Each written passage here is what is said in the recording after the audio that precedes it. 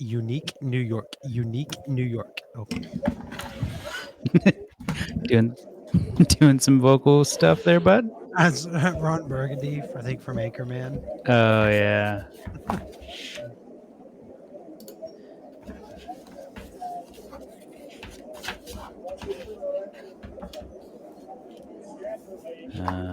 Let's see. Let me do this.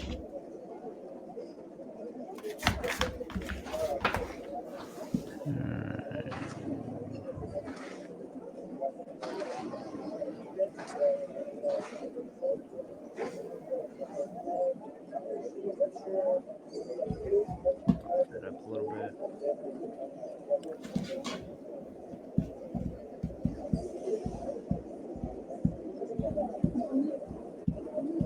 All right. So let me unmute that. All right. So everything should be good. Nothing should be terrible. Hopefully. All right. So welcome back after a few weeks.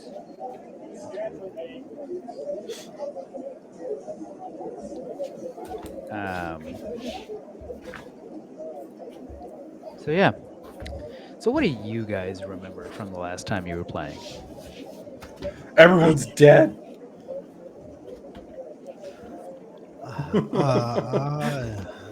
We went Long and up, short of it. we went up to the lower stratum after we heard a sound.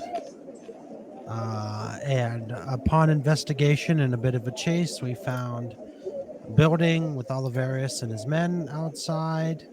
Teo infiltrated the building and got caught. Yeah.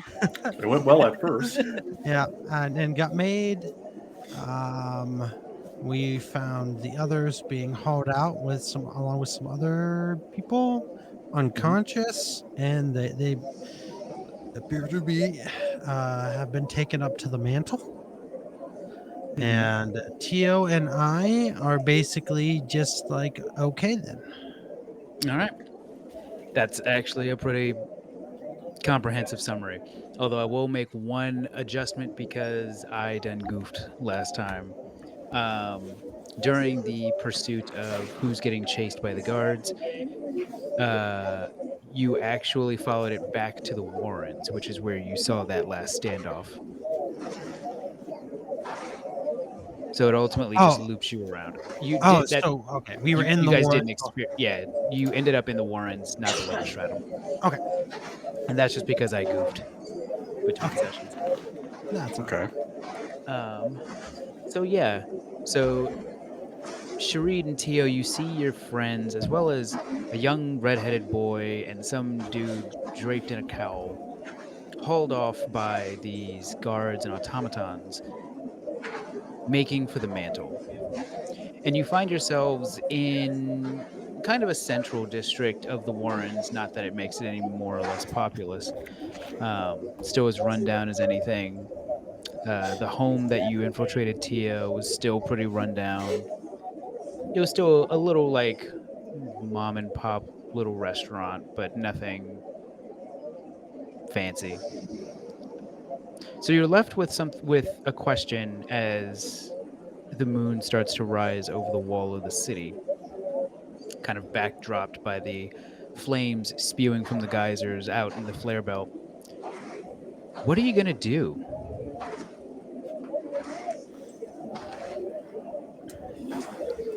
Well, I think the first thing Teo might have to do is visit Surtur. Uh-huh. And don't have to get specific with it, but he's basically just going to tell Surtur, like, I don't know if we'll have that date because I'll probably be going to jail. Okay. So do you want to make for the rat's den? Oh, yeah. Okay, yeah. Yeah. So very brief, but yeah, he would go to the rat's den first. Okay. Sharid, do you follow along with Tia? Yep, for the time being. Because that was also the last place that we saw Garth and Roland. It's true, Yeah. That's true. Well, you just saw Garth. Roland is All right. apparently taking a day job catching rats. So Um, yeah. yes. Um. So yeah, I guess Sharid will be a little bit interested as to like what Teo like Teo what who are you How do you bring this talking? up? Yeah. Yeah, like Oh, I, who are you who do you want to talk to again? you know that guy I met behind the curtains I in the rat's den?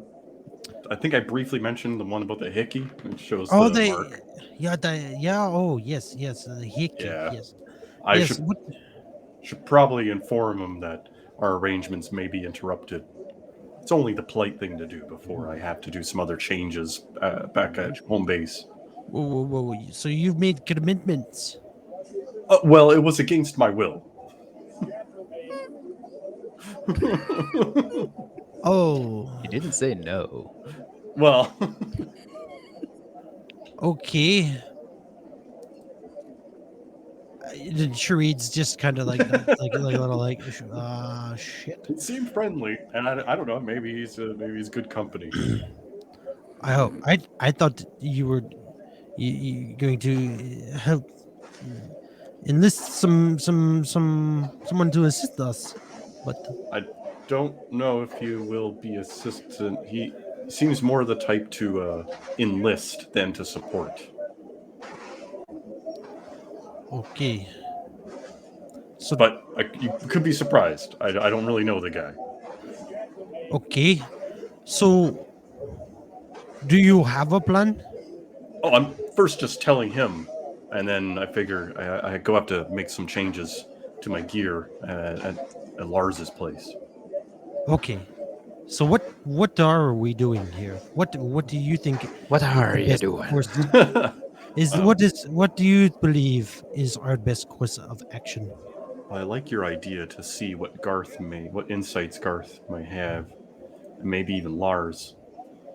But past that, maybe follow along for where we think they took our friends, see what we can see, and maybe not be so brash. I'll be more reticent. Well, if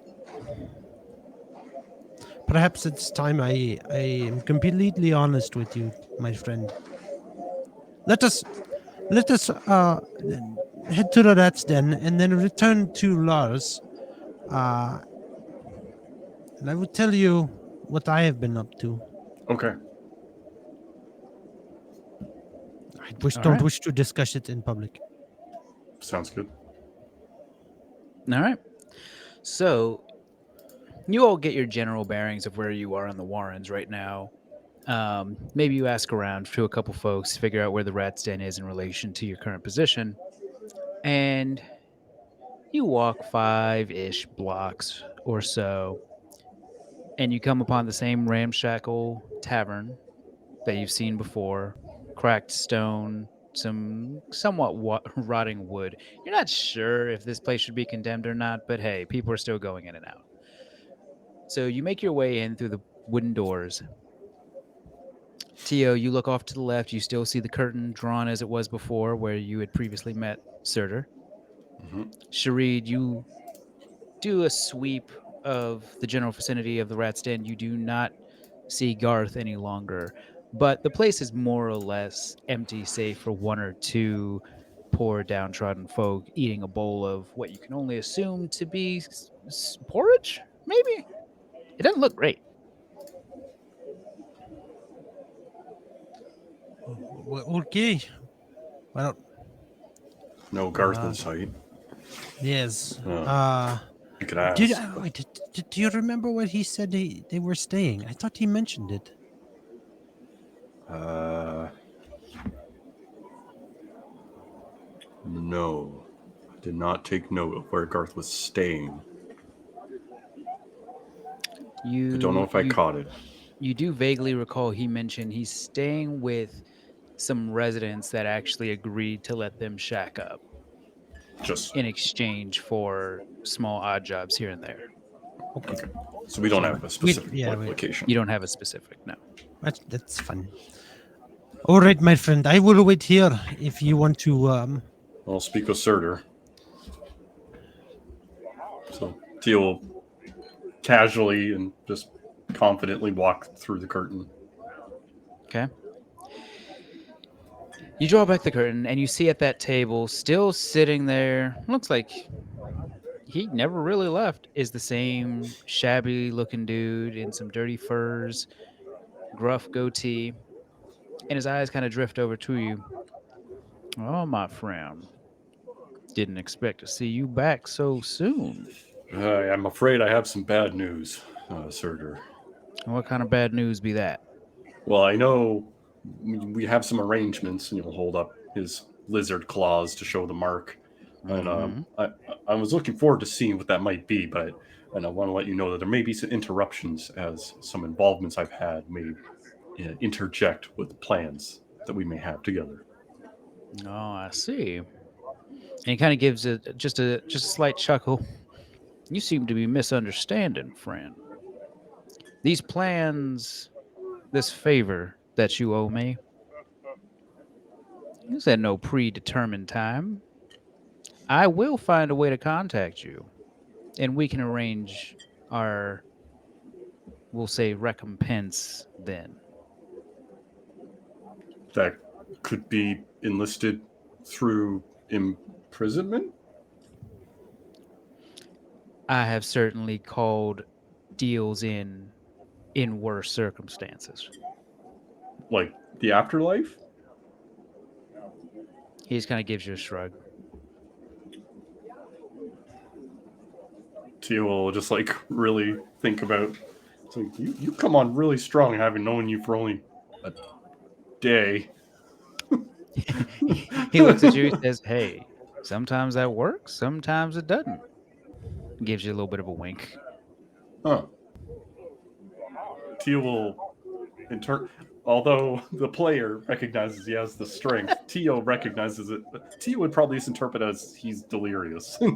Just, oh, okay. Well, it was nice meeting you. Tio will leave. You enjoy your evening, friend. Tio will reconvene with Sharid. I've informed the parties, although I don't know if it registered the degree of which what was happening. I don't know what's going on anymore. So your affairs are settled then? Well, as settled as they can be, I suppose. I've done my part. Very good. Well, since it is getting rather late, why don't we return to Lars and Yes, discuss further matters? sounds good. There's some work I have to do there too, and you'll make way there. All right. Making my way to Lars. Walking fast, faces pass, and it's shitty here. Do-do-do-do-do-do. Um, And I missed you. You. um, so you guys walk about the 20-25 minutes back to the southern end of the Warrens, where you have been a number of times at this point. And you walk up to the uh, humble abode of Lars Flintskin. You make your way through the door.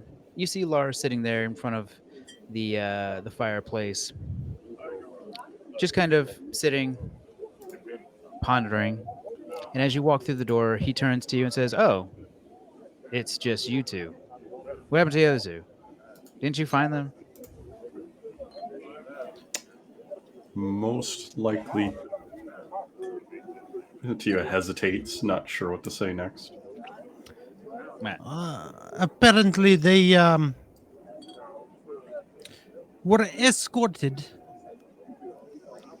upon high. They're dead? Oh, the mental. He he seemed to be drinking from a very rustic goblet, and like mid sip, he just spit takes. He's like, "What? They got taken. They got taken to the mantle. How'd they manage that?" Against their will.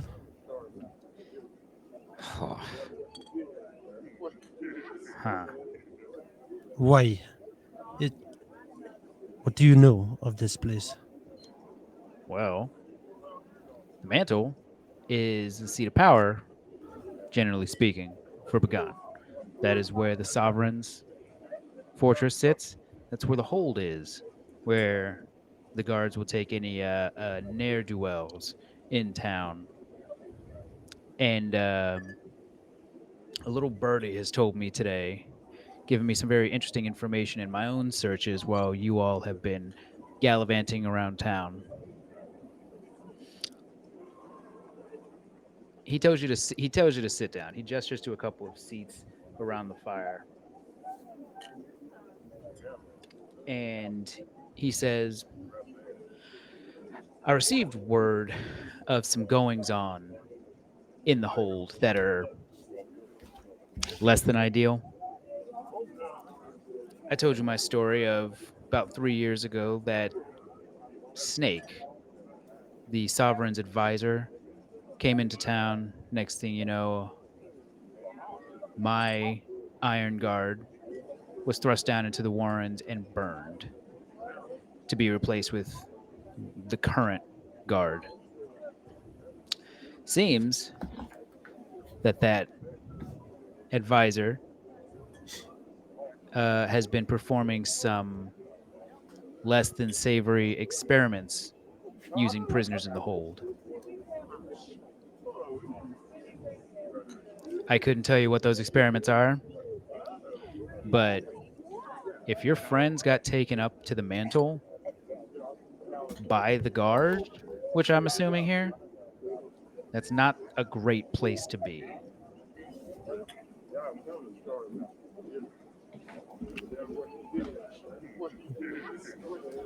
Well, shit. Um. So tell me, how do we get there? Well, the only direct path is the cable car, the one cable car line that goes up to the mantle. But he kind of ponders to himself, looking around, and he jumps up from his seat and goes to the corner of the room where there are some boxes kind of stacked up, and he starts rifling through them.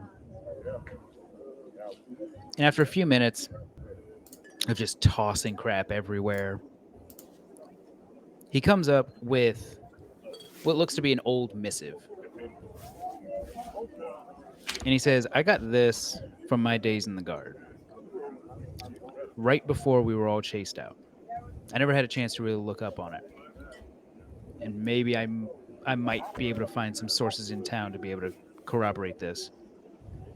This missive says that there's a section of the arteries, the mines underneath town,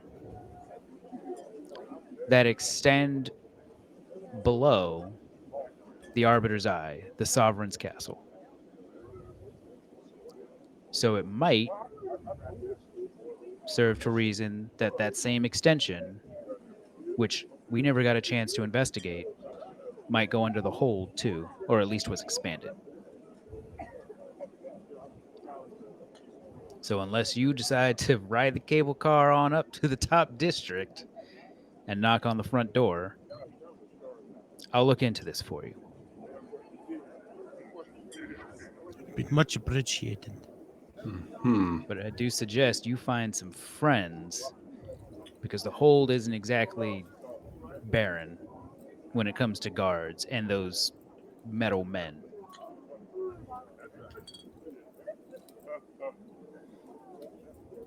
Very well. All right, my friend. I appreciate all that you can do for us. That my friend here and I discuss things further and let us know what you discover. We'll reconvene tomorrow. Hmm. He he nods and he says, "I'll put out some feelers and maybe they'll hit something overnight. Otherwise, let's meet in the early afternoon. Give us all some time to gather what we need." Very good. Meet in the early afternoon. Okay. Mm-hmm. He'll then make his way upstairs and say, he'll turn back, look at you two, and say, "Did you ever run into your friends at all before they got, you know, Nope. whisked up to the mantle?" Nope. As far They as we came. know, they were working at the what's the place? Harthenholm. He says, "Oh, no, they never made it there. Your bookworm friend was here studying all day, and the tall lady, the pale one, came home with some kid last night. Some kid in tow, Uh, some little redheaded brat. And I did her a favor, forged her some papers so the kid could, get through town without being accosted. Last I saw them, they were on their way to come see you guys, or at least try and find you. So I guess that turned sour." could it have been that your forgery was insufficient? Hey, look, just because I see two of each of you doesn't mean I can't write papers. All right. I did my moderate best. Okay.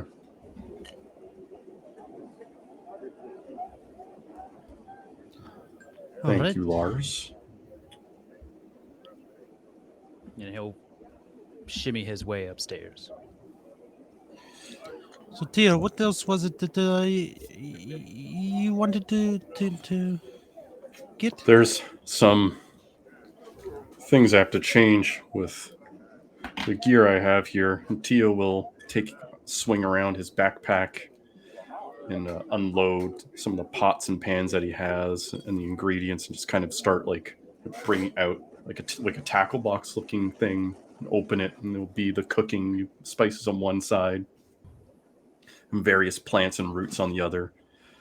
And Sharid, I think I've been trying to cook for people a little too long, and it's probably time for a change. And you'll start lighting a fire below a pot, and you'll just throw in some roots and flowers. You'll take the spear he has, which was a functioning fishing rod, and you'll just break off the reel and start taking the fishing line to wrap around his wrists instead, and bite it in half and wrap around the other wrist. As you'll see the pot burning, you'll start burning another one, and you'll bite off some chewing tobacco and put the other half into that pot. I'm gonna start trying a different kind of recipe. And you'll just Oh, wait carefully. But I believe you said you had some thoughts to share as well. I do. And I look around the room. Is there anybody else here? Nope, just you two.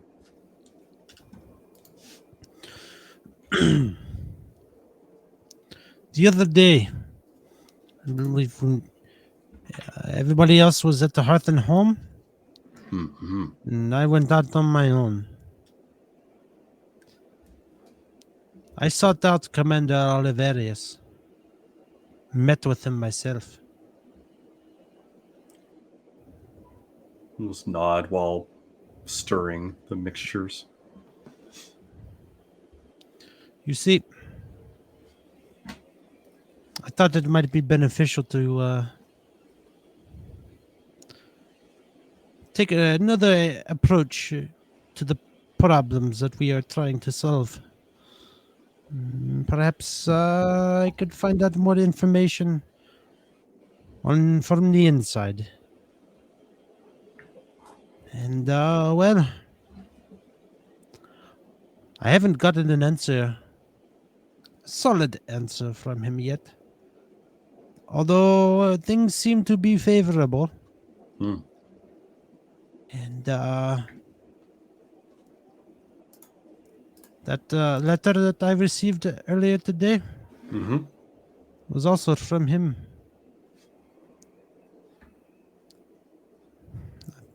Perhaps tomorrow, if I succeed in my match, he will grant me an audience.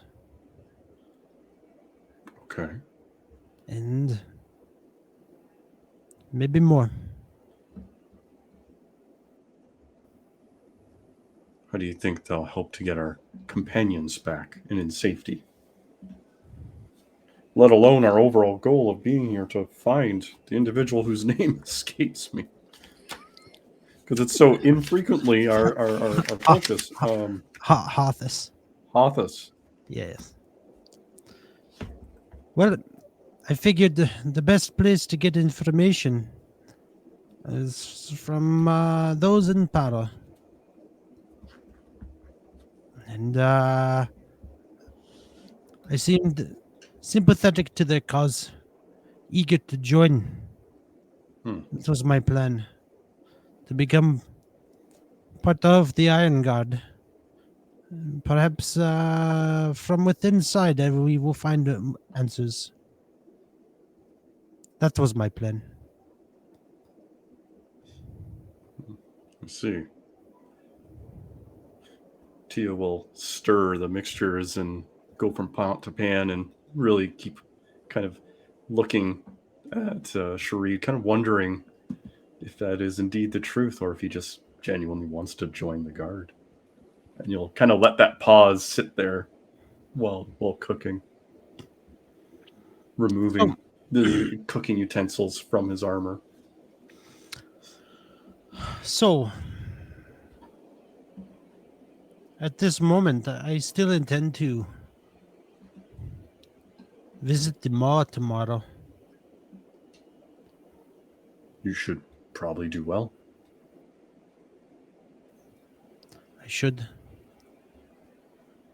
Um, but with our friends captured, it complicates things a little bit. Kind of quickens the timeline. Huh. So, what are your thoughts? Do you have any further ideas how we should Well, handle this? it seems we have two prominent leads now, whether or not to explore this underground connection to the mantle or see how you connect with Oliverius. I can't really offer a lead myself otherwise. I know, and your face was seen. I, I have an idea, my friend, but I don't actually like it. Go on. Well, we I are already already. asked you to stab me in the face today. You did that. You see, we are already separated from the others. I really don't think it wise for us to separate even more so. Hmm. I had the thought that you could pursue Lars's lead and I can pursue mine. Would the same guards be in both locations, really? Yeah. Wait, hold on. I'm confused because that isn't the one involved going into the mines. Yes. Okay, and I'm going to the mall. Yeah. Guards would be in both locations Oh generally. yes, yeah. But uh, I don't know. Perhaps through the mines you come up from the bottom, and with Oliveris' help, I approach from the top. But I do not like this idea. Too much that can go wrong. If something happens to either of us, nobody would know. The, the only other option I could think of would be to see what might be happening at the hearth and home, but don't think I'll be able to do that. He'll say while he's putting away, he has to open that tackle box and he's putting away the spatulas and whatnot and closing it and locking it. Suppose I'll have to see where the arteries send me then. See how they pump. Hmm. And what about our allies? They thought perhaps we could seek the assistance of Garth and Roland. They I thought so seem too. eager, but uh,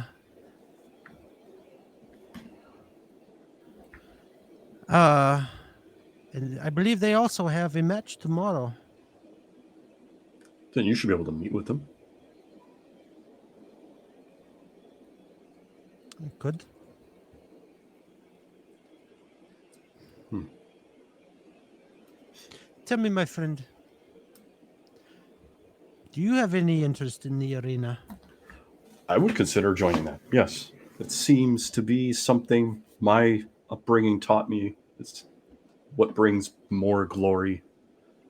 I thought that the meals and ways that every social gathering seems to share the consumption of something. I thought that was important, but maybe I was wrong. Maybe it's truly the shedding of blood and what brings those meals to the table that people glorify more. An interesting perspective you have. When you do it enough and you have enough, apparently that means you can stockpile people under the ground you live and experiment on them.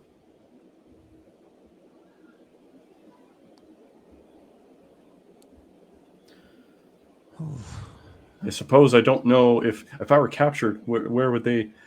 I wonder if I could camouflage myself in the guise of their punishment, and if I'm in an arena, it could be work just as well.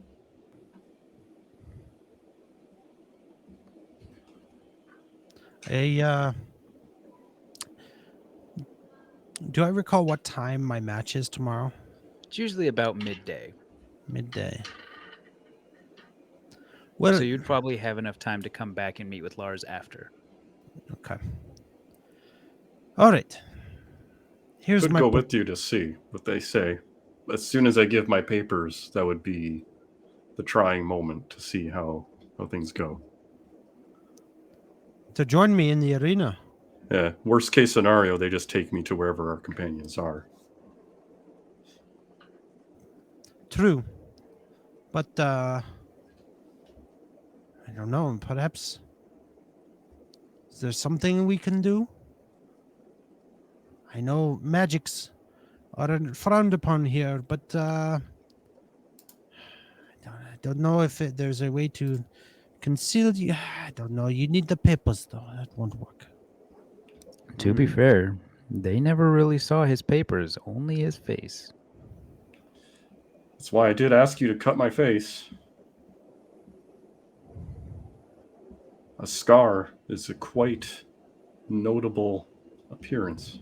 And just for reference, the papers themselves, they do give like a general description of you just to Uh, kind of verify identity, but it's not like this guy has a blue scale under his left butt cheek as a birthmark. Like it's pretty basic, especially for a place like this.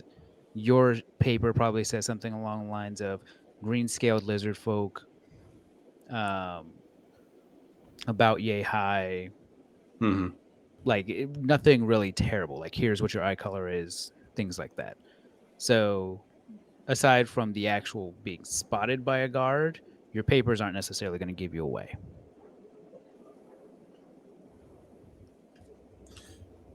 Okay. So yeah, you'll just looking at the papers just in thought of that too to see how specific it is. Mhm. Hmm. Maybe some basic disguisery, but it could be easily washed away. Some of them. Um, Well, my friend,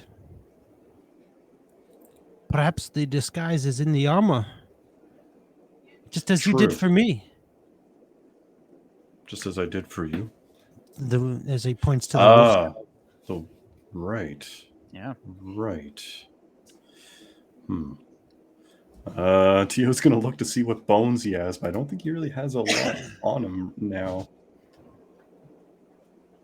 Let me me see.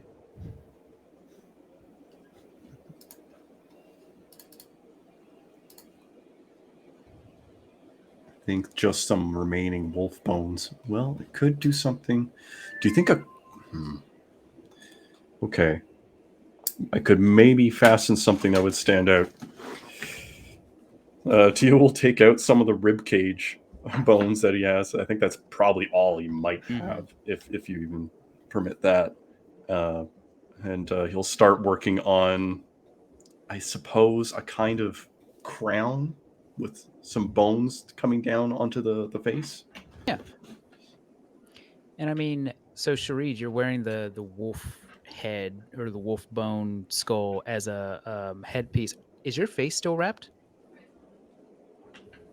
No. So technically, Tail, you could use the face wrappings that Sharid is not using. True. Have they ever asked? Oh no. Have you ever worn your face wrappings around the city? Not since we arrived. Just in general observation, have we seen the guards like ask people like, "Hey, remove your mask"? It kind of feels topical, but have they? No. Okay. No, not unless they cause trouble. Could use the wrappings. I would prefer a little more than that too. Perhaps tomorrow we can go seek out some more, some helmet or something like that on our way. Mhm. We do not need to fabricate it. True. Teal will keep finishing off the crown, and test where his cooking is at. Probably not quite where he needs it yet. So, if I understand this correctly, you will be joining me to the mall and enlisting to fight with me in the arena tomorrow. I'll join that with you, see how that goes, if it's receptive. Otherwise, the backup plan does sound like going to see what this path that Lars is familiar with. Sounds good. And while we were at the mall, I'm sure we will run into Garth Garth. and Roland. So perhaps we can seek their aid as well. Sounds like a plan. Well, it's something. Well, I'm going to go rest. I hope. Wish you luck with whatever it is that you are preparing there. He'll just nod as he's tasting another bit of it. Yeah. Okay. So Sharid, you make your way upstairs. You enter the room that you've shared with Kairos. You see some of his leftover books and materials just kind of waylaid in one side of the room. Is it? Not that Shadid would be very good at this, but he would be have some curiosity as to what he would be reading about. Take a look and see. Sure. Maybe there was a book that he left over that he found less interest in. And you see that it's a book on. There you are. On creatures that inhabit lands of dense magical energy. Some would call them fae. Okay. Specifically, you find a passage that talks about how certain creatures called sprites might brew toxins or antidotes and poisons, including a sleep poison, which they use to coat arrows.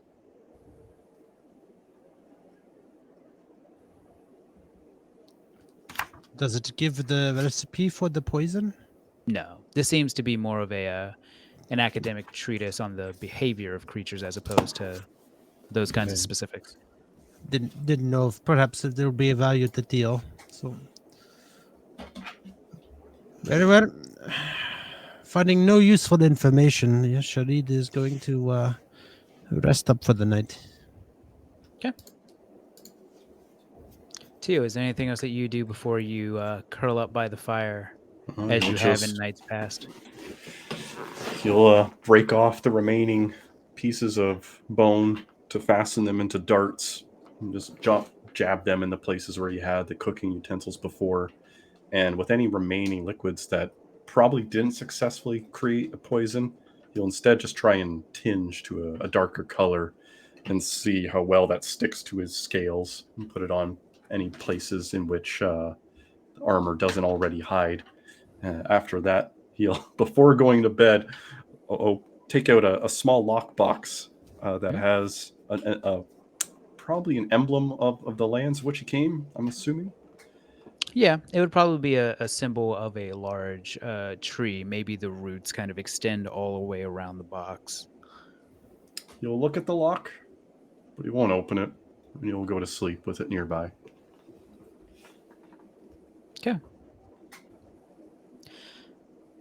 So hours pass, and you're both awoken roughly about the same time as the sun peeks up over the walls of Bugan, which you have become weirdly accustomed to at this point.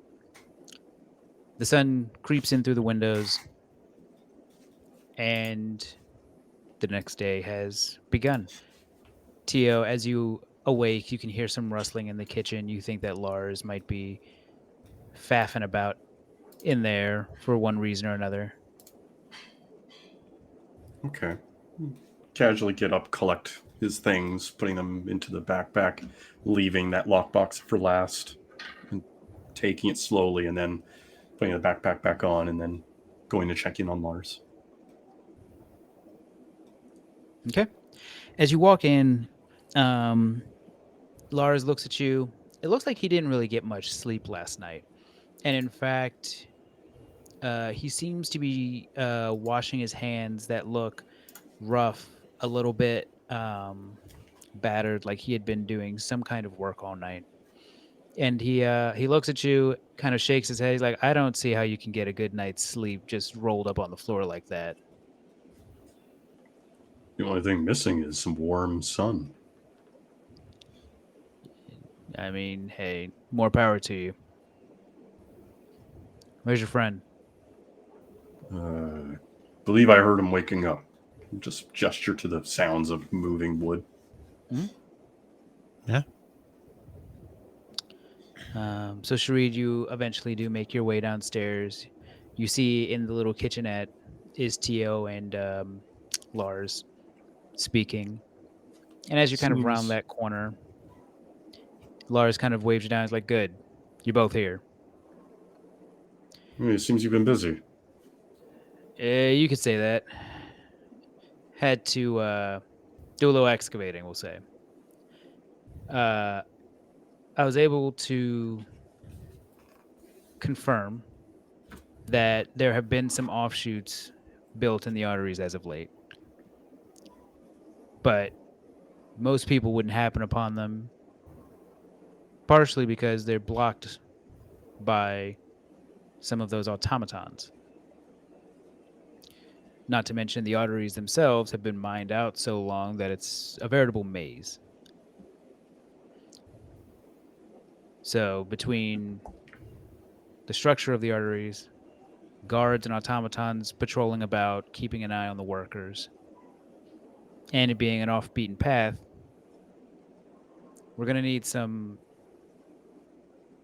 time to map it out. Hmm. But it's an option for you guys.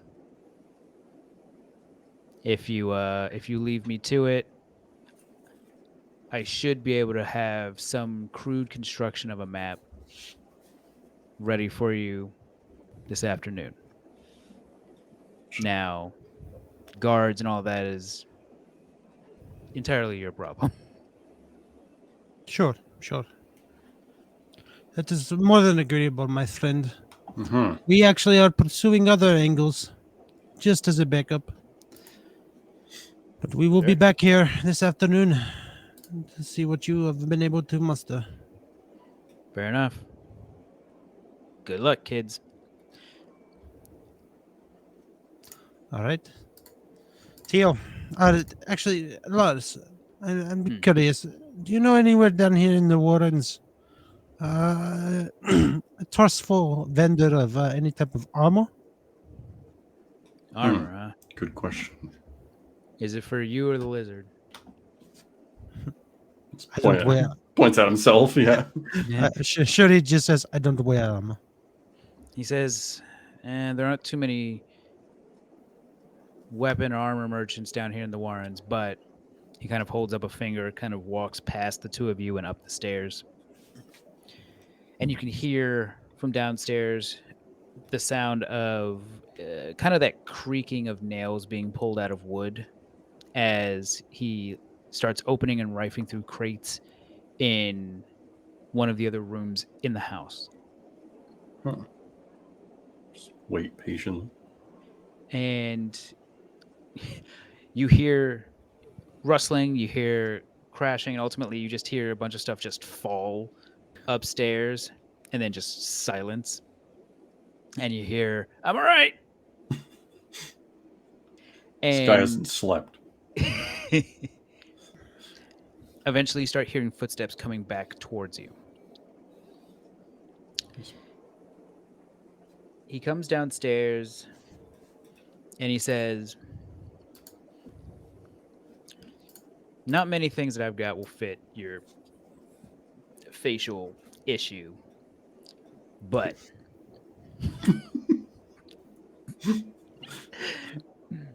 he says, I got this for you. Are we looking for protection or are we looking for what? More to Concealment. precisely. Great. And Tio, you said you kind of like darkened some of your scales Yeah, last darkened it. I night. don't know how long or well that'll last, but yeah, Okay. you'll do that. He says, the only thing I got is this, which in my time as a guard, I had to take off of a prisoner. And he holds up a, uh, essentially a leather half mask that is sewn in such a way that it does cover your snout. Hmm. So from your top row of teeth all the way up to the middle back of your head is just black leather with a couple of eye holes. And it looks relatively beat up. It certainly doesn't look new. Hmm. But he says this should at least draw some attention away from the way that you look. I'm not going to ask why you need a disguise, but hey, whatever. To look cool for the match, take. He'll say as he takes it, makes minor adjustments just to like loosen or tighten, Hmm. combine with a scarf or wrappings, and put the crown on top. He says, don't you two look like something. All right. You two have fun at your fight, and I hope you can pull something together because you're going to need it. Get some rest, Lars. Seems like you haven't slept. He says, doubt it, but we'll see what we can do. Teal will leave the last tart that he made here, and then you'll go. He'll just kind of look at it as you guys are leaving. Teal actually hesitate to see if he does pick it up or not. He will. Oh, okay. Then Teal will be a So little maybe you look surprised. back like right as you're like going out of sight, and you do see him just kind of reach for the tart. Hmm. Teal will follow Sharid's lead. Yeah, and yeah, we make take our leave. Okay. Make our way to the mall. So as you're leaving Lars's house, you do notice right by the door seems to be a dust-covered box that wasn't there last night, but it's closed. You otherwise don't pay it too much mind. Okay. Is that worth investigating? Hmm. We should get to the mall. Teal just out of curiosity just do a quick with the spear, just like poke or nudge Just sounds like a wooden crate. or open. You hear you do hear the slight jingle of what seems to be a metallic lock. So it doesn't just fling open as you mess with it. You'll just Sure, if you don't mind indulging me a moment, we'll just jam this spear into where the lock is, just for leverage, and try to break it. Teo, what are you doing? We need his help. Oh, is this a present? Actually, before you can answer, Sharid, you do hear you don't have to break it open. Tia stops. Lars Oh, will kind of make his way over, his cheek kind of half full from where you assume he ate some of the tart. huh.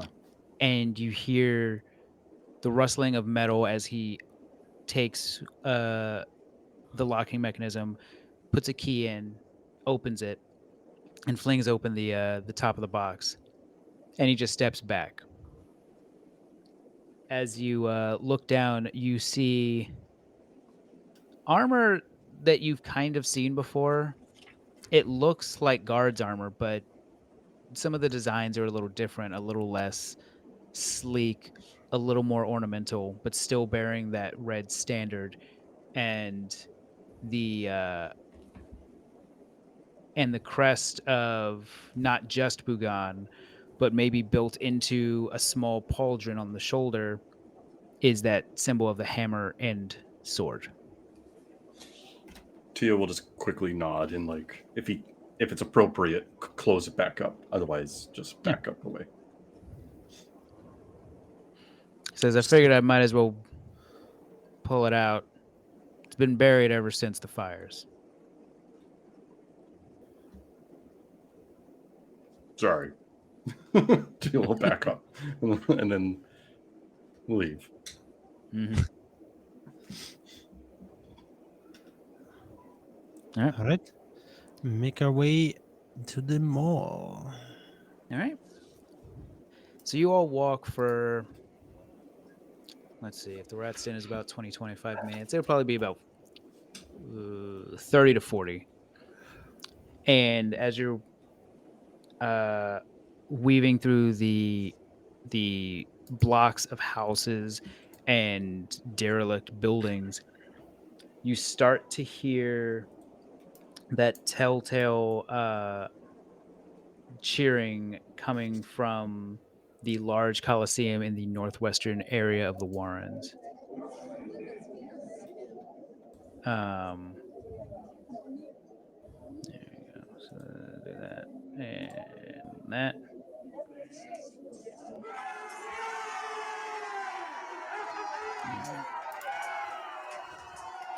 Um, and you see, as you have before, people moving in and out of the building, um, kind of flooding in with varying levels of excitement as they're coming to see, if not their favorite match, then another match happening the same day. All right, my friend. Let us get you registered. Hmm. He'll Uh, follow suit.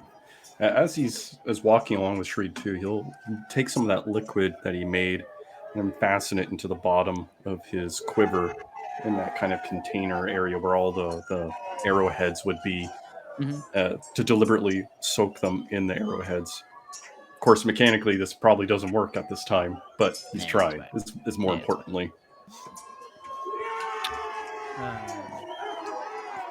Yeah. So Sharid, you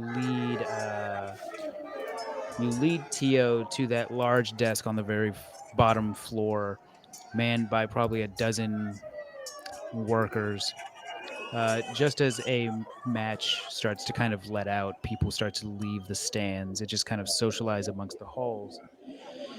And as you're moving towards that desk, uh, Tio, you do see a number of guards and automatons just kind of roaming about the building, but none seem to take express notice of you.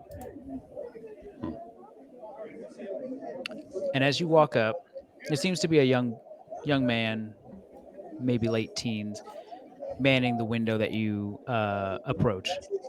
And as he's scribbling away on a piece of paper, he looks up at you and says, "I know you. You're that guy with the spear and the shield. You beat the two-headed giant yesterday, didn't you?" that is correct. Well, what can I do for you? You already registered for a match today. I am, but you see, I made a friend, and I'm hoping he could assist me in the next match. He says, "Well, he starts rifling through papers like, "Well, there's nothing against that in the rules so long as your group doesn't exceed 2, which obviously you were fighting alone yesterday. Can I see your papers, sir?" Yes, it's a hand over my papers. "And My yours?" papers. And he looks at Tio. Tio just silently passes along too. "All right. Well, I mean, you sir, you were a cook? What made you come to the mall?" Oh, He isn't Tio very good cook. I'm sorry to say. "Oh, well, just nods. I'm sorry. Well, hopefully you're more proficient in combat." Um, he starts jotting down some notes, and he says, "Well, your match was made with you fighting alone in mind, but I think we can make some adjustments. Sure.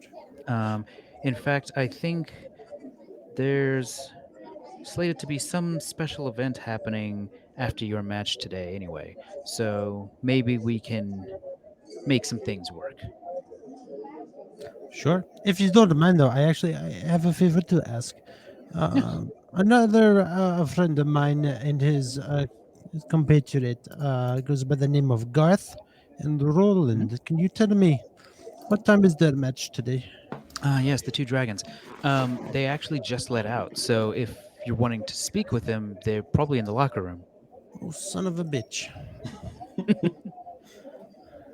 Thank you very much. He says you have plenty of time, so there's probably about another match in between yours and now. So you have time to use. Very well. Thank you kindly. Good And luck. gestures for Tio to follow him to the locker room. Tio will follow. So Tio, Sharid leads you through a set of wooden double doors not far uh,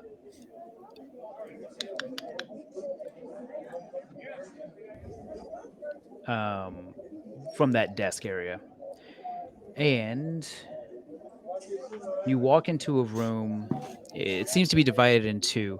Most of the area seems to be seating and kind of just essentially a waiting room um, that is filled with all kinds of warriors and combatants. And off to the side, there seems to be a room where there are a number of weapon racks kind of all stacked up. Um, let's bring you there.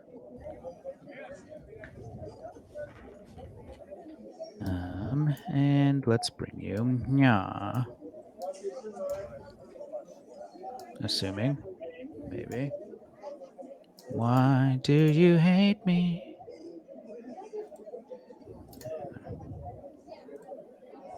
One second. A whole heckin' dragon? Oh, heckin' dragon. So amongst these people, you see a large orc wearing uh, essentially kind of one pauldron on an arm and kind of looking very stern compared to the rest of the people here. You see Sharid, Garth, and his brother Roland on the far side of the room. Roland's kind of just curled up amongst the floor, looking much larger than most others here.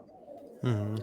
You see, not far off, a gentleman who seems to be courting a spear at his side uh, with an animal hide headdress, and it seems to be made of a beast that is akin to a cheetah and uh, accompanied with snakes that seem to be drifting off of what you would assume to be the shoulders of this creature. At a table to the south, you see what seems to be a small gray dwarf sitting with a human having some drinks, and another table with a half elf, a kenku, and a weird lizard y creature, not like your friend Teo, but much less scaly and a little more frog like. They seem to be playing some dice games. And Sharid, as you take a look to the left, you can see through the archway leading to the next room is the uh, two headed pseudo giant that you had a match with yesterday, seemingly Mm. looking amongst their weapon racks. So as you enter, the orc who greeted you when you came in yesterday looks at you and says, "Ah, look, the new blood brought new meat. You ready for your match today?" I am, my friend. Good, good. I think, and he kind of looks around the room. I think this is your opponent today. And he points to the individual with the weird leopard creature headdress. Fascinating, wonderful. Um, as I kind of Sharid looks over and tries to make eye contact with the person. Mhm. Do I? He seems to almost be sitting there, um, the spirit aside, but otherwise just kind of sitting straight up, almost in a meditative state. No, Sharid would not, it's not wish to bother him. Oh, and I see my other friends are here. Uh, wonderful. As I approach Garth and Roland. Okay. So, Tio, I forget where you were when Sharid initially met Garth and Roland. So you It's see in the line. Sharid approach. You've met Garth, I know that much because you went to the rat stand, but I don't know if you've actually seen weren't Roland weren't before. weren't they both there? And when we were waiting to get in the city in the I thought line. they were in the line. Yeah, Yeah, they were both there. I couldn't remember if Tio was driving the wagon at that point or not. I think I just straight up talked to them. Yeah, I think he Did you? did. Okay. Yeah. So yes, you see the copper dragon and his half dragon brother sitting on the other side of the room as Sharid goes to approach them. Tio is a little apprehensive, worried that they might describe him in an identifying way. So he'll just be very, like, just avoidant, but listening and just kind of accompanying Sharid. Okay. Garth, my friend. I'm sorry I missed your match. How did it go? It's nothing. I don't know why we came here expecting some competition. They've all been, well, mincemeat for me and Roland. I'm sure. I'm sure. I uh I actually, if you don't mind, I have a favor to ask of you. I consider it perhaps mm,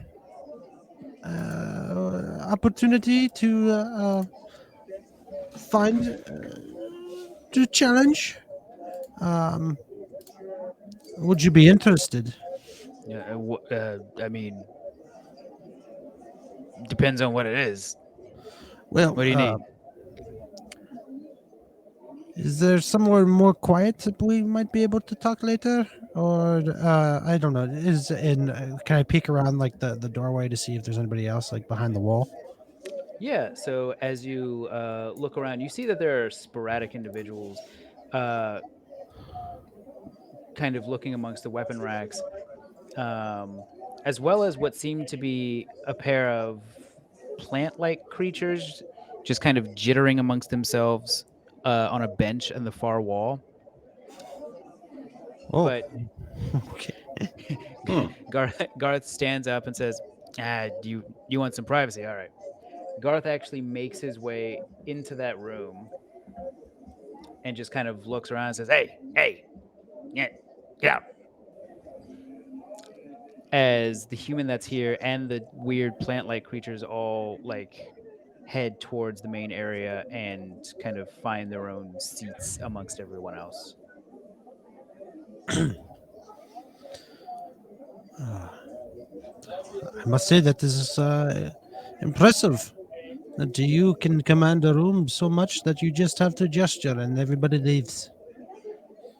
Ah, instant fame from way too many wins. Perhaps if only I will be as lucky as you. Anyway, let's just talk business. Do you recall, as I kind of like my tone hushes a little bit, Mm-hmm. when we entered the city together early the other day, there Mm-hmm. were two other companions of ours. You may Oh recall yeah, yeah. I was wondering where those two went. they were captured, my friend. Uh, You see, they've been taken up to the mental. oh yeah, the hoity-toity district up there. Yeah. Yeah, Uh, and it is our intention to rescue them. hmm. Now, I don't know, if you would find this challenge, sport, whatever it is you're looking for, but my friend and I we would appreciate any help that you may be able to offer. Hmm. So let me get this straight. You and me, who came to this town for proper combat work to assault a high rent district of this city, possibly tussle up with some guards, all just to rescue your friends. And your own entertainment. And he just kind of lets out a that doesn't sound too bad. So you're interested. You've got my attention. But are you expecting you're wanting to take on pretty much the entire city guard for your two friends, and you want it to just be the what, four of us? You see, we're not planning on just walking, riding up to the front door. Uh-huh. We know somebody who was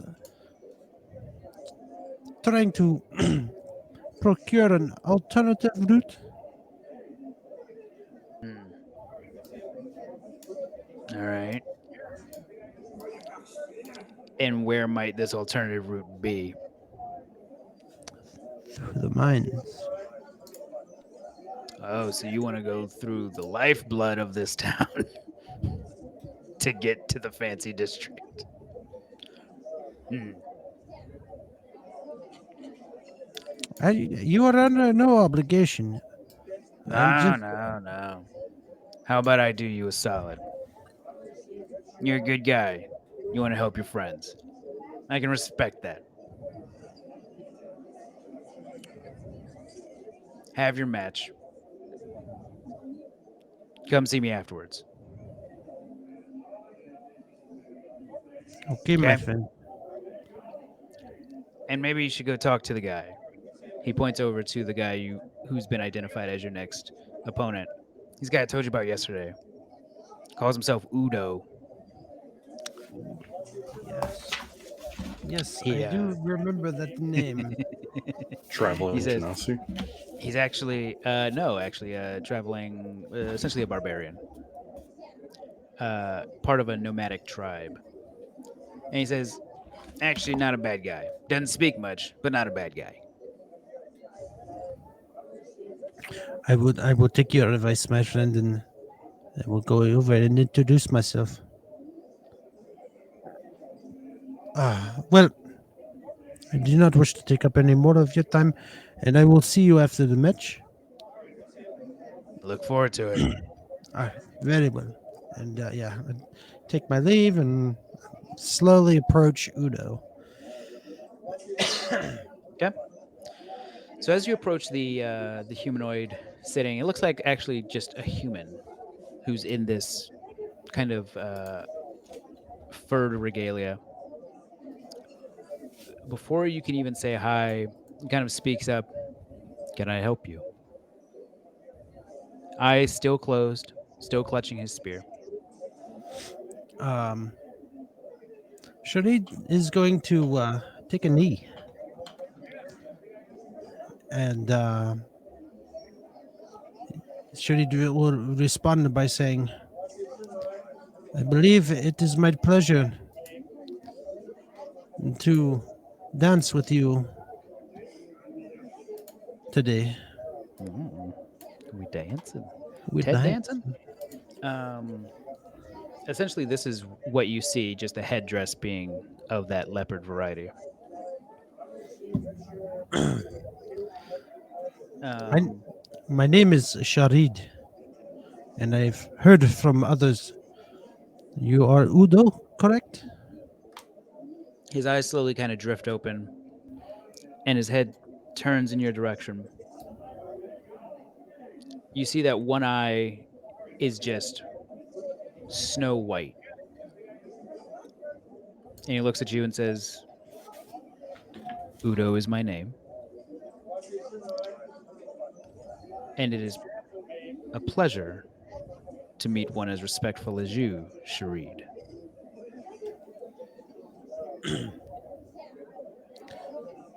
Likewise.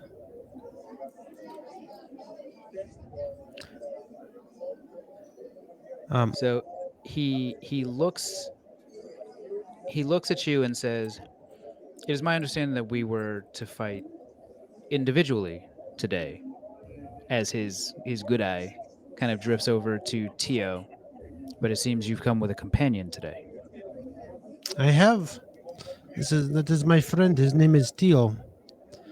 Um, has nobody discussed this matter with you? Well, it only just happened. Uh, Not yet, no. But Oh, I don't foresee it being a problem. An honorable match can still be an honorable match regardless of numbers. yes. And I wish to keep it that way.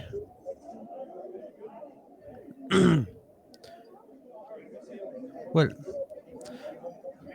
I do not wish to disturb you anymore, but I want to wish you luck. As you say that, he looks at you, and it almost seems like he's peering right through you. And he says, Sharid, what brings you to fight here?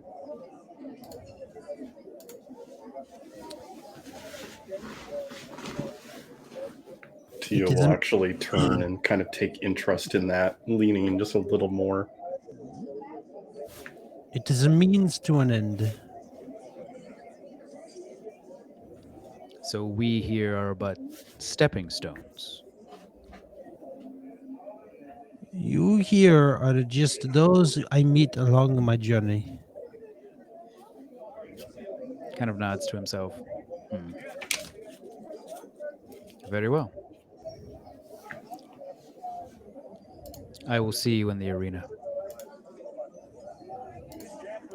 Sure, he just nods and heads back to Tia. Means to an end. Always a means to an end. Tio will say, just Yeah. as an acknowledgement, just echoing his point. Oh, okay. I didn't know if that was a question or not. Yeah. So yeah, sure. Understanding that, yeah, sure. He just gives a nod. Okay. So is there anything else that you would like to do before your match starts? Are the is the inventory in this room like open to the leisure of to the use of people here, or how is this working? Correct. Let's see here. I think I refreshed it after last time, so let's give you permissions. Uh, Bingo bongo. So, as you look amongst the weapon racks, these are what you see. Anything from arrows, blowguns, weird pouches that seem to have fuses attached to them. You think those might be some of the items that Sharid used in his last match: shields, hunting traps, pretty much anything that you could want for a short arena fight for various circumstances. Okay.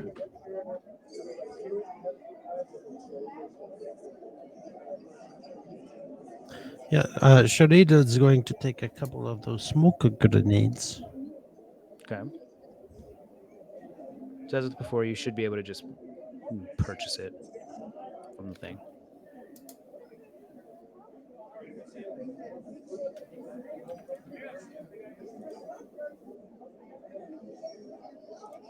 Okay.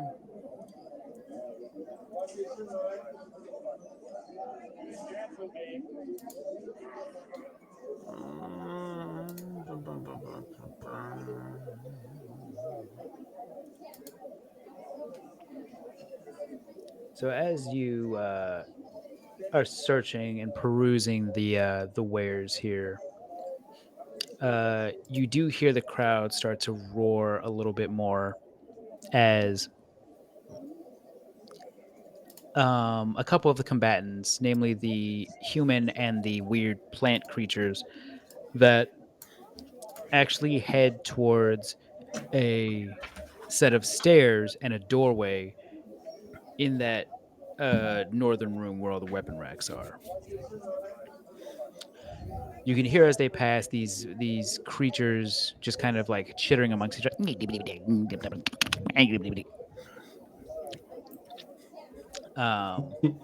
But after a few minutes of them passing down those steps, you start to hear the sounds of combat and cheering as you have previously.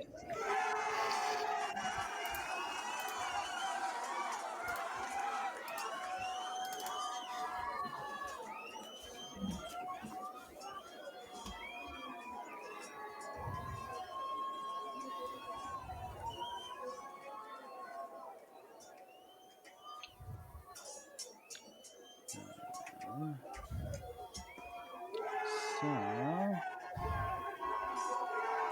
super. So Sharij, you grabbed a couple of smoke grenades. Teo, Grabbed a hunting trap. you grabbed a hunting trap.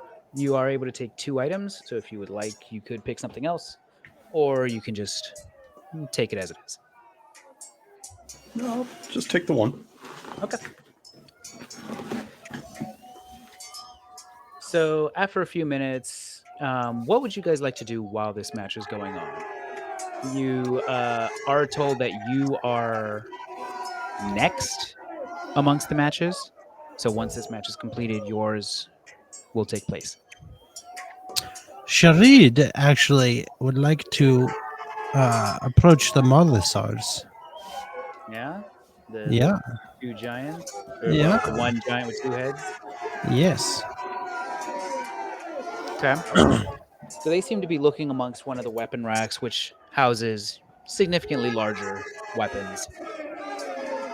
And as you approach, one of the heads turns around, its face dyed blue with war paint, and it looks down at you. What you want?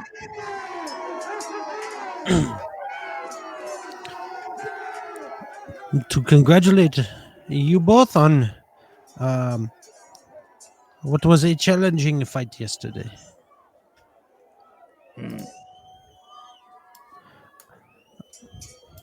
I must say, you did get a couple of good hits in on me.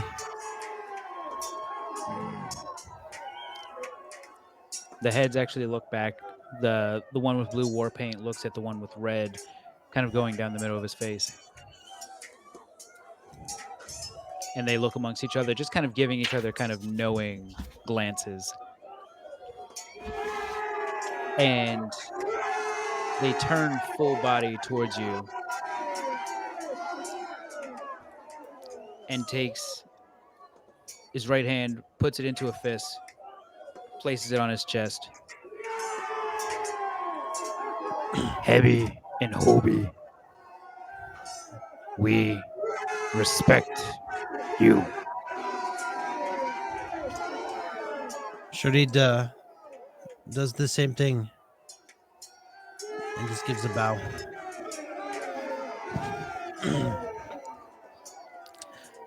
You see that the Marlosars, they kind of rest a hand, a very large hand, on your shoulder to the point that it almost kind of weighs you down a little bit. Good luck. You as well.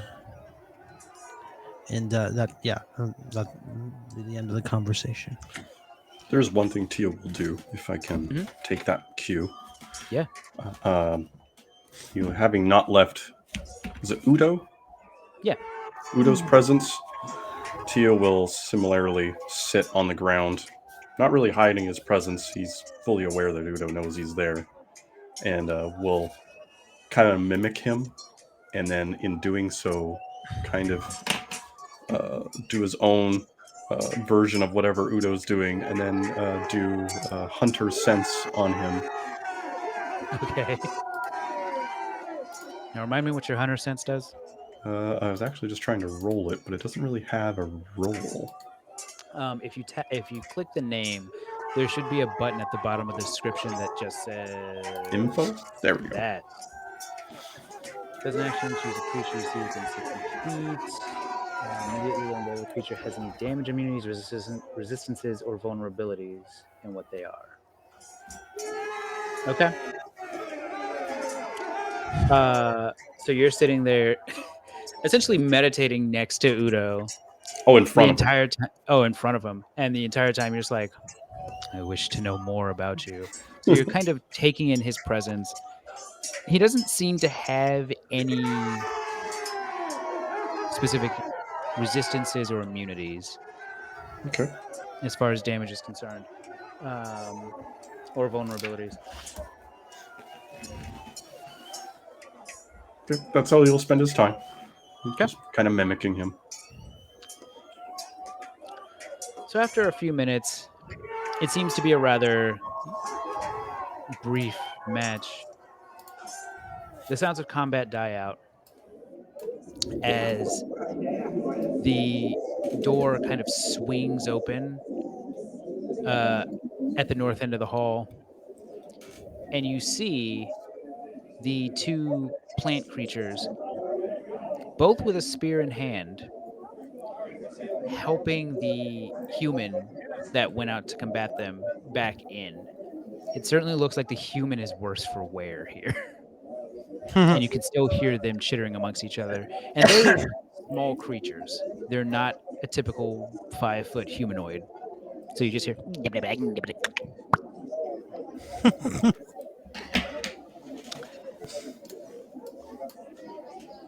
Uh, they actually escort the human to one of the tables where he just kind of rests.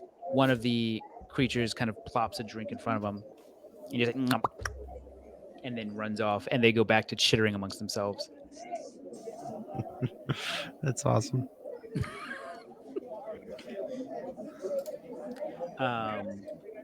So after a few minutes, the orc that seems to kind of run this room gets up, pokes his head out of the door, comes back in, and then turns to the three of you and says, "All right, meat, showtime. Keep it Tio, clean. I like keeping my workers for the following days."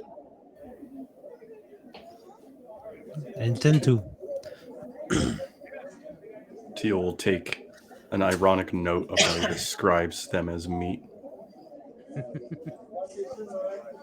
Kind of ironic, actually. And as you two and Udo walk through that door in the northern room, you're essentially met with a long corridor that branches off. Sharid, you assume to the different entryways to the arena. Mm-hmm. Partway down the corridor, Udo branches off, simply remarking to the two of you, I wish you both a good fight. And you as well. Teo just concentrating forward. And ultimately, you pass through a large archway, your eyes kind of blinded by the sunlight as you enter into the large stone filled arena for your match. And you see out of an adjacent entryway in another quadrant of the arena out steps Udo. I don't need that. Go away. Go away. Thank you. Let's back it up, do that, back it up. All right. So, as you all are preparing yourselves, you hear the sound of a war horn that signals the beginning of your battle.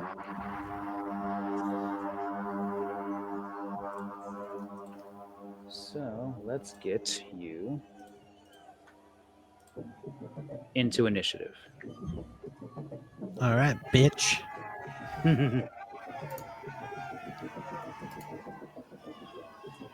Okay. So, as we begin, Udo is first, which now you know his name. So that. Udo looks between the rocks in between you and him, and he brandishes his spear, looks at the crowd up above, takes a deep breath, nods, and you hear him let out this primal roar as he goes into a rage. But when he does, you see that the headpiece that he's wearing, that leopard with snakes, seems to come alive. The eyes start to glow red, the snakes start to rise and writhe amongst his shoulders.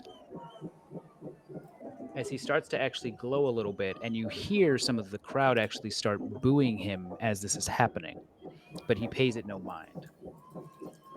And he actually starts to charge in your direction.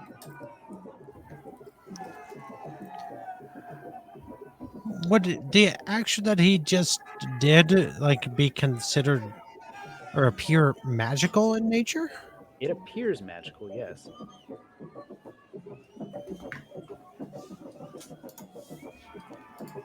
All right. So that is his turn. Teo. Uh, Teo will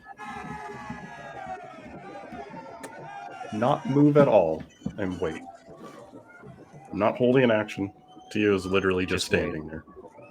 Okay. All right. Sharid. Sharid is going to, as an action, do what I did last time and take a smoke grenade. Actually, yeah, where I am, Mm-hmm. throw it at my feet, and as soon as it, I will enter my rage. Okay.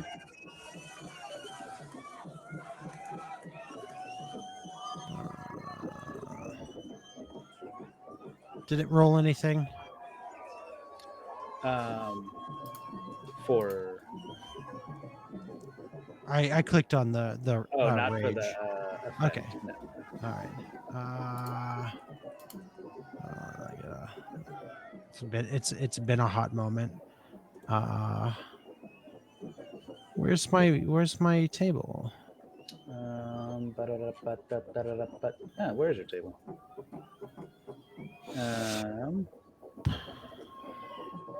You just Do want you me want me to? Yeah, you want me to roll it for you? Yeah, go ahead. Bingo bongo. I think that's the one.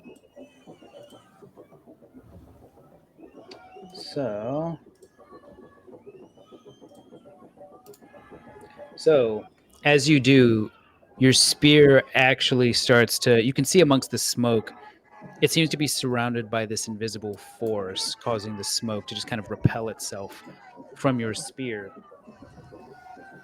Um, actually, no, it'd be actually all of you, not just your spear. Yeah. So you feel as if you're protected by this magical force. Okay. All right. And I gotta remember how to do this. Do I hold in to move? What do I hold down? I think if you do the ruler and then press space after you measure.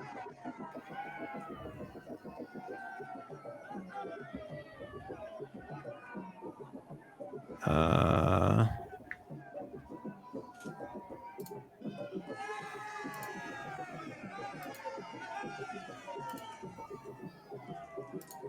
mm, yeah, I'll just run right up in his face. All right.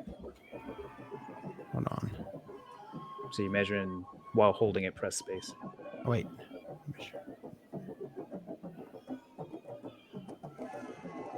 Nope, nope, nope, nope. Nope. Get rid of that. Go away. There you go. All right. Hold on. I don't know what I'm doing. Hold Here. on. You want me to get you? Well, I'm just like on the side buttons here. Like I want to go back to the ruler. Oh, so press the person in the far Ah, top. okay. Yeah. All right. All right. It's So all sub buttons. there There we you go. there we go. All right. So that's bonus action, movement. Yep. All right. So both you and Udo are raging. Mm-hmm.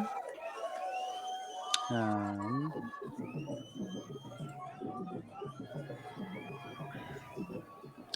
so at the end of your turn, I believe, is when the smoke grenade disperses.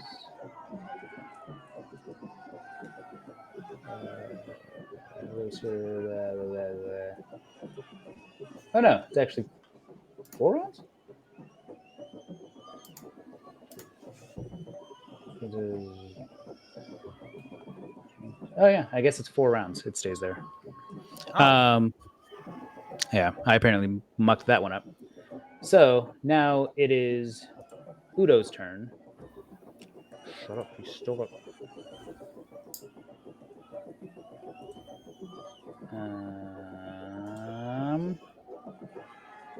Why you hate? There we go. And he goes to attack you. And as he brandishes his spear, you see that the serpents writhing on his shoulders, an energy almost emits from them, coating the tip of his spear. And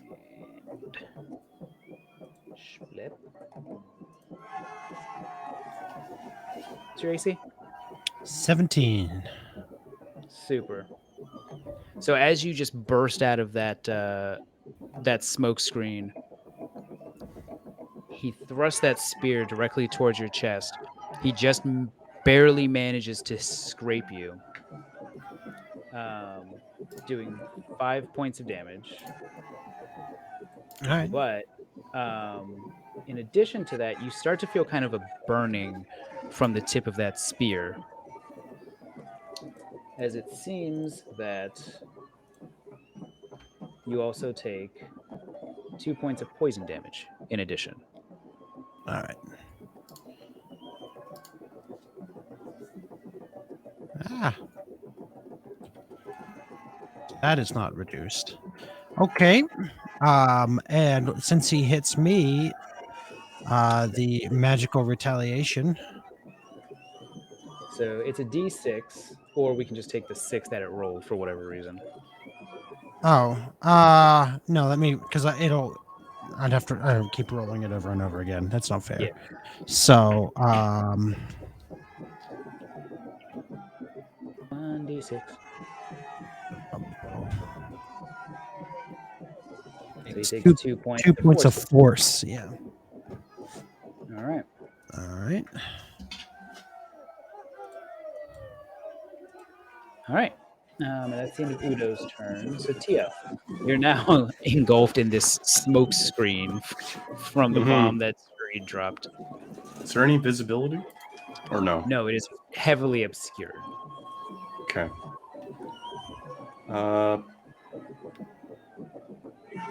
Gonna propose something. Let me know if this is plausible or not. Uh-huh. If he were to move, to the edge of the smoke, which I think he can, just do so.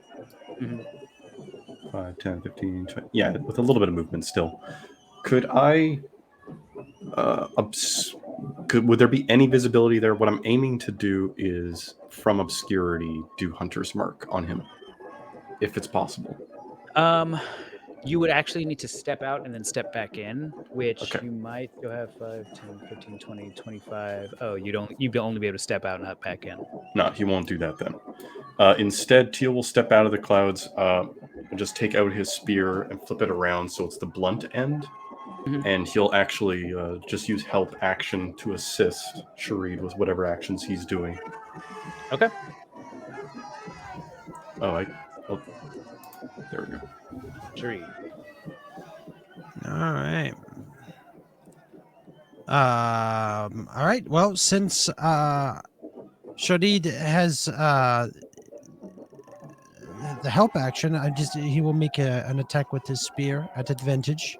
Mm-hmm. Put this back to blind GM roll. Shaba. Nope. Ba. All right. All right. So, Sheree, with Tio kind of like thrust the butt of the spear, getting Udo to dodge in one way, and you manage to thrust your spear to kind of essentially scrape him along the side, giving him a nice deep gash amongst the ribs. And you do hit and do a decent amount of damage. Okay. Then Sharid is also going to then rotate. And I'm actually going to step back 5 feet. Okay, then you are going to get an attack of opportunity. Yep. So then Spur. 13's going to miss you. 13's going to miss. All right. And then I will step right back up to him. Okay. Oh, so you were goading him for the force damage. Got it. Yeah. Okay. Yep. All right. Yeah, I don't have any bonus action, so that's my turn. But he took damage. Why you take that away?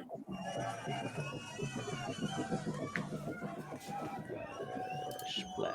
There we go. Yeah, his rage is acting weird. Anyway, he is going to.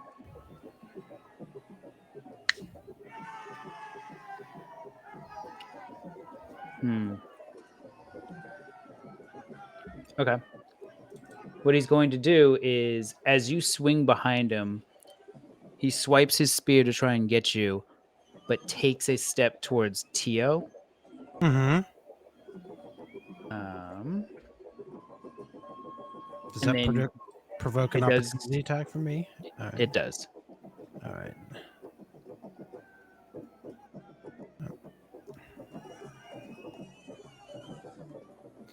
All right.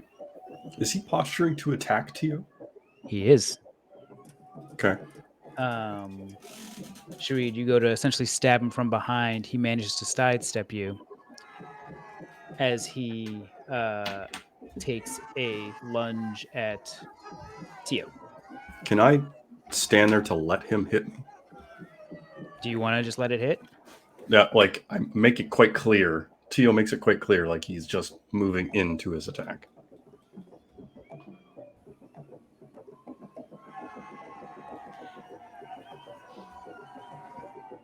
Interesting. Okay. Then let me do this.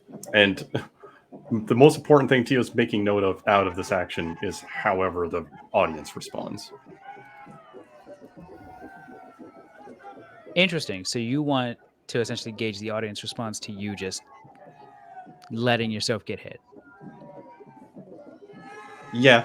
I'm also just seeing how they react to him landing a hit. Okay.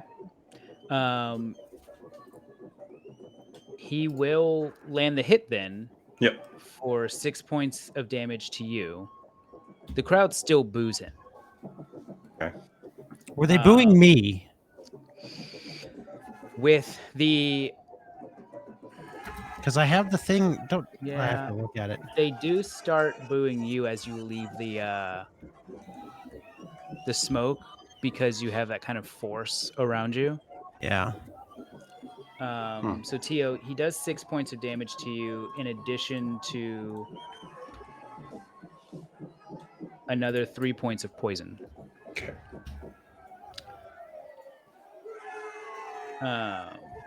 But yes, they still boo him relentlessly.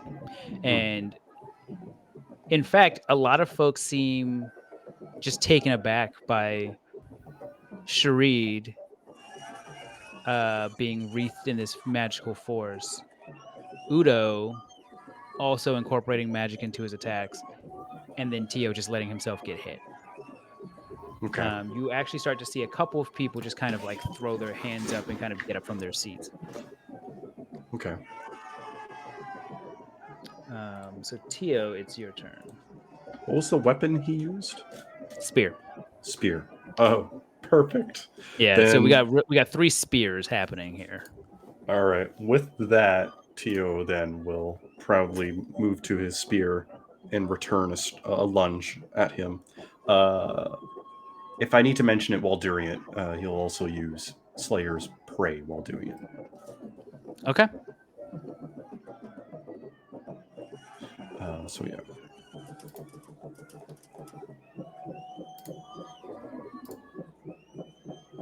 Don't think that's gonna hit. A 12 is going to miss. Yeah. Oh, that's it. Okay. Yeah, just after hitting, just or not hitting, probably being parried, I assume, or something like that. Yeah. He'll take careful look and form at whatever posture he's wearing. Okay. It's kind of So yeah, Udo essentially stabs you with his spear, and as you go to retort, he kind of gives a flourish, knocks your spear out of the way, and looks over his shoulder slightly to see what Sharid is doing. okay. Yeah. So Sharid is going to quickly just kind of just like lunge forward, like in this dashing motion, and attack him recklessly. Okay.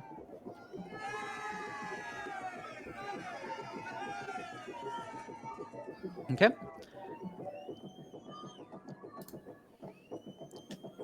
So almost with this this wilderness in your eyes, you just lunge forward, clearing 5 feet easily as you thrust your spear forward, and you do make contact. But Udo's gaze on you isn't broken. Oh. And as you actually make contact with him, you see that various parts of him that aren't covered in furs are covered in scars. Okay. So then with that, Sharid is going to quickly to try to goad him to attacking him. Jump. Hold on. Mhm. There we go. Jump back to see what, like, to judge and see what he's going to do. Okay. So, So- let's do. I have to remember that. And if he Oh. does make an attack, it will be at advantage. It's Hit me, true. bitch. Well, let's see. He is going to assess first, and he's going to swing. All right, at advantage. Advantage. So shift, split. Nat 20. Ooh. So that's 9 points of normal damage. All right. That's all right. That's halved. and then 9 points of poison damage. All right. That one sucks. All right.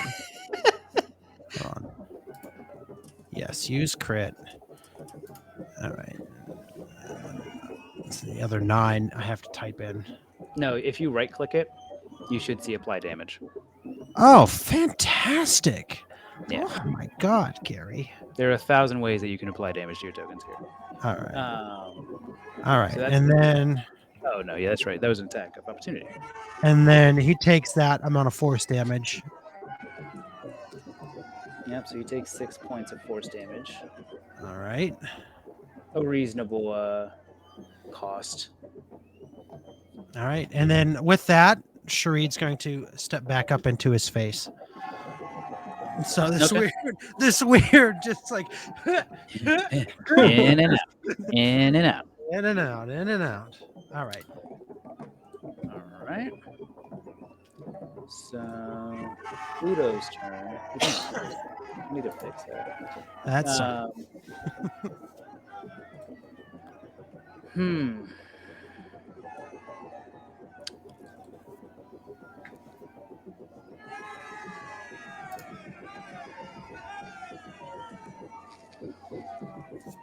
What will Udo do?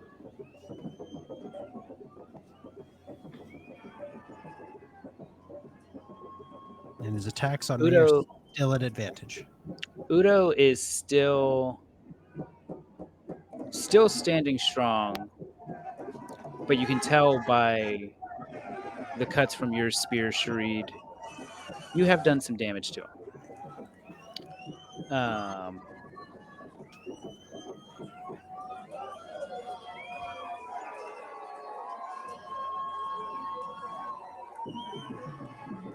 So he is going to try and attack Teo.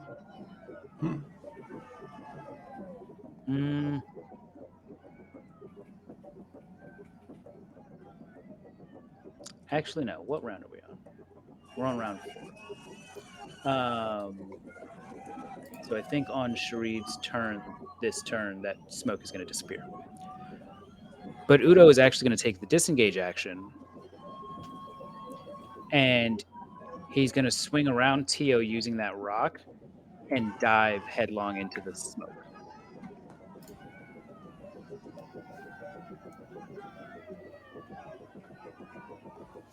Okay. He's in the smoke now? He is now in the smoke.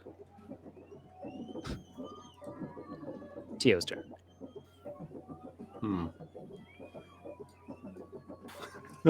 Okay. That changes what I was going to do.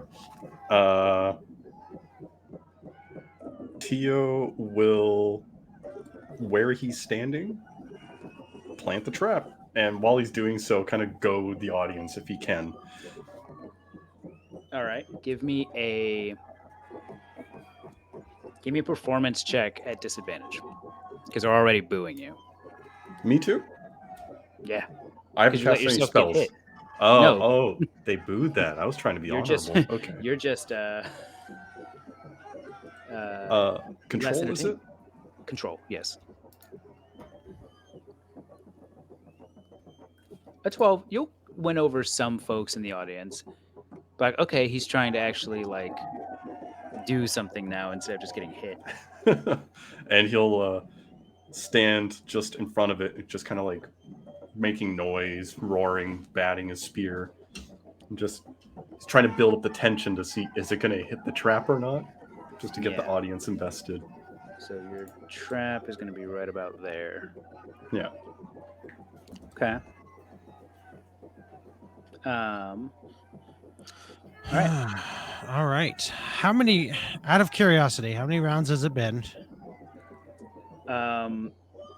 At the end of your turn here, the smoke's going to go away. So it's 4 rounds. 4 rounds. Okay. All right.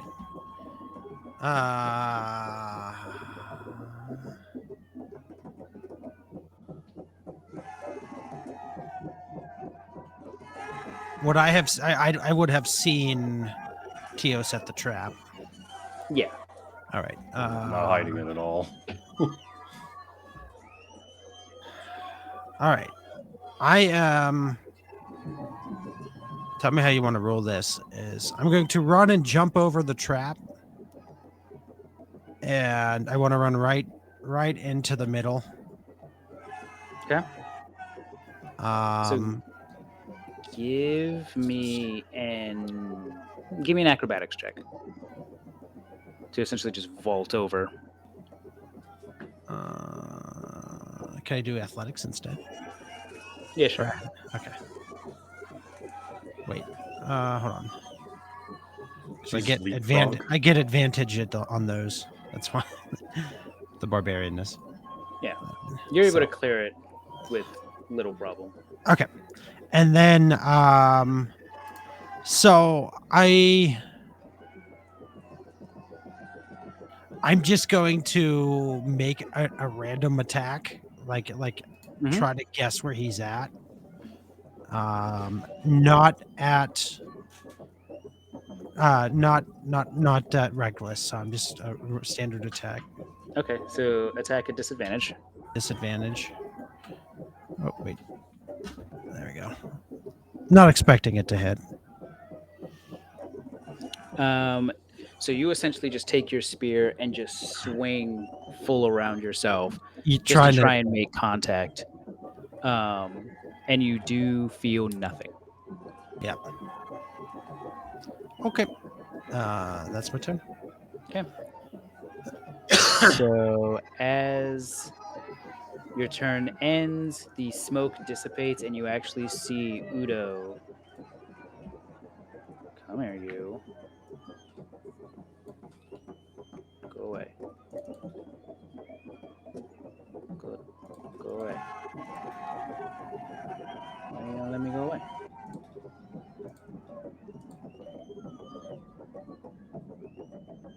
All right. Well, that's weird, but all right. We'll just do that. Udo is actually standing right next to you. And he takes the opportunity to make an attack at you as the smoke clears. Okay. That's gonna miss. Yeah. All right. All right. So, Tio. Okay. From this position, then Tio will sling his spear over his shoulder, taking the bow out, and doing that extra dip in what Tio thinks is poison, but probably not at all effective yet. And we'll take a shot at him. Okay.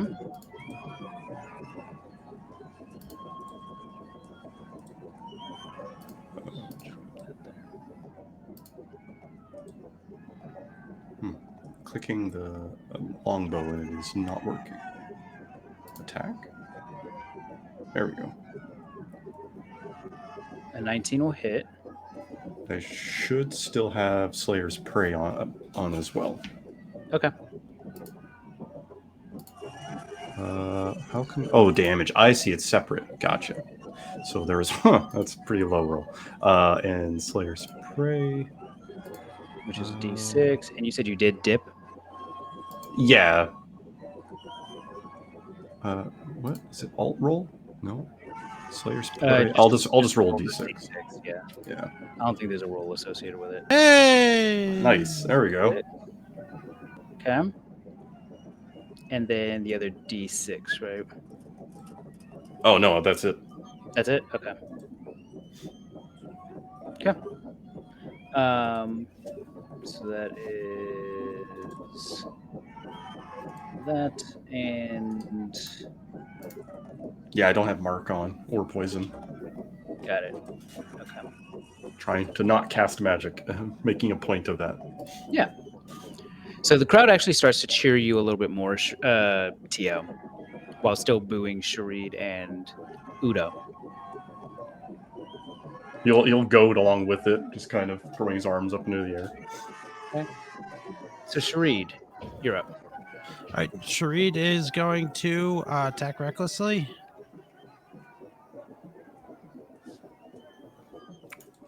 Oof.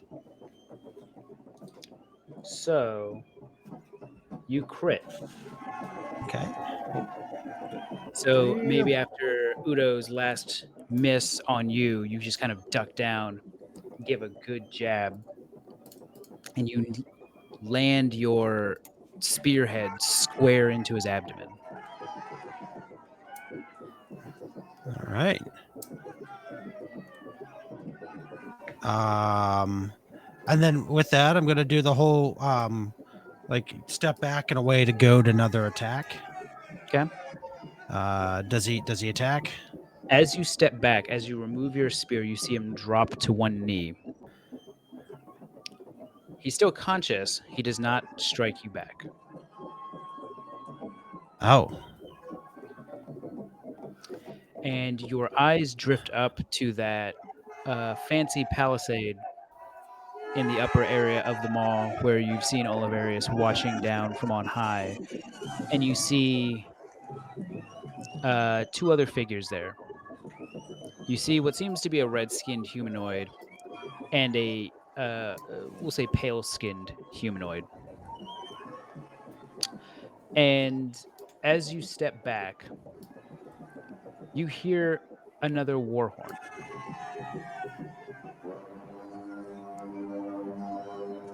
As the pale-skinned humanoid up on that palisade steps forth and through a mechanism up there, maybe a horn, maybe some other means of vocal amplification, starts kind of goading the crowd. Isn't this a great fight? Do you want to see more? Do you want to see more carnage? And the crowd starts to kind of pick up, starts to cheer more. And yes, are you not entertained? Um, and the humanoid introduces himself. I, Urgel, the advisor to our sovereign Mars the Marked, present to you my latest creation for testing here in the mall. And he gestures his arm towards the entryway opposite you all as you see an automaton walk out.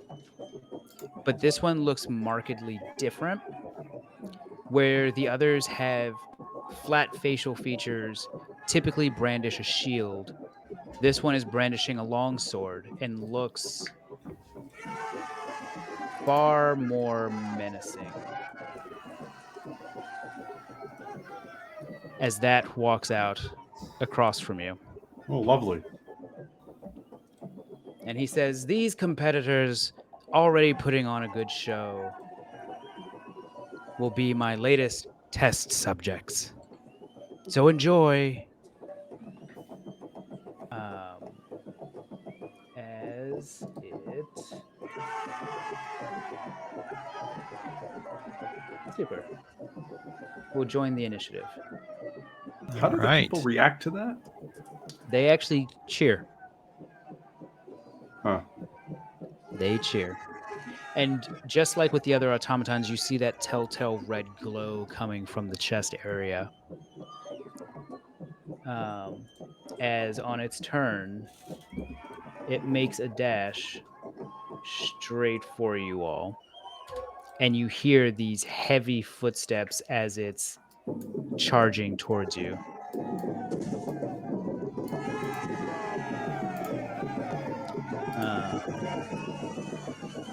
Udo, still feeling the effects of that last hit, is still on a knee, and he looks up at you, Sharid, and says, shall we postpone this match for another?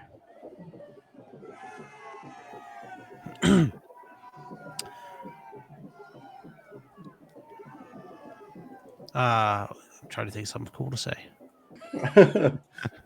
Quick, witty line, now! Hmm. Not you. A new dance, perhaps. A new dance. And he raises to one leg. And let's see, how far is he? He's 40 feet.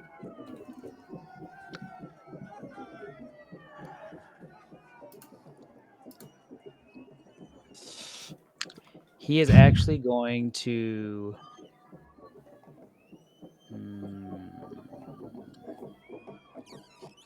He's going to hold his ground. And in fact, swing here behind this boulder. Teo. Interesting. Okay. Uh,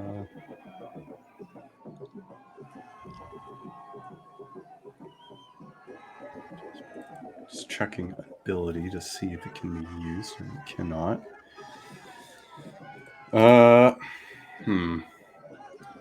Okay.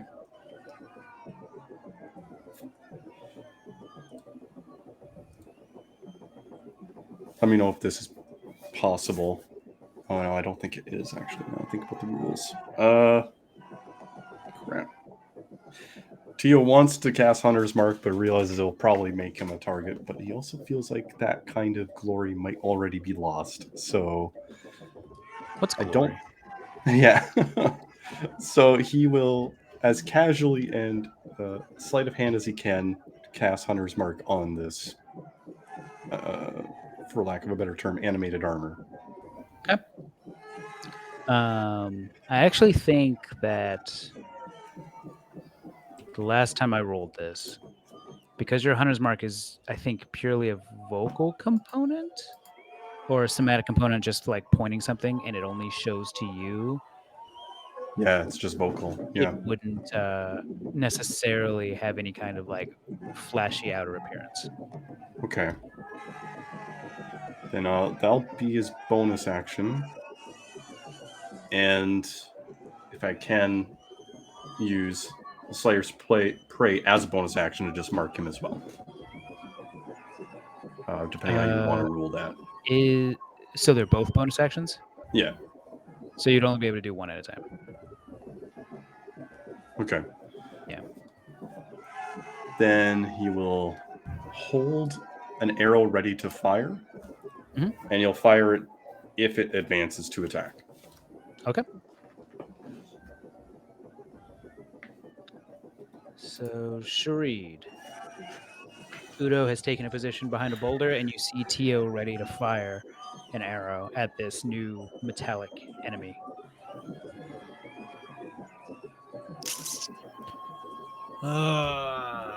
Shit.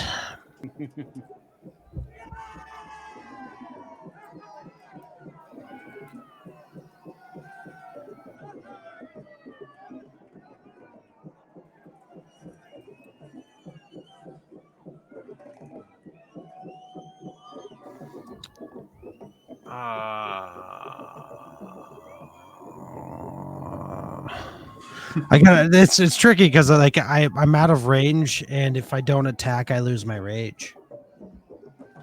Can you just like attack the ground or bite your hand? No, I mean that's like a DM thing. Usually it's kind of like Nah. yeah.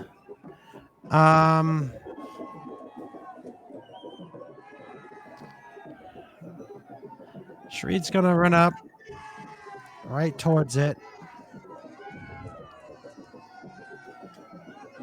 Drop my spear and throw a javelin at it. Okay. Tis an option. All right. Yeah, your javelin flies, nails this thing in the shoulder, Oh, and you see it kind of get caught between the gears of the arm and shoulder, and you see it kind of halt in its track a little bit.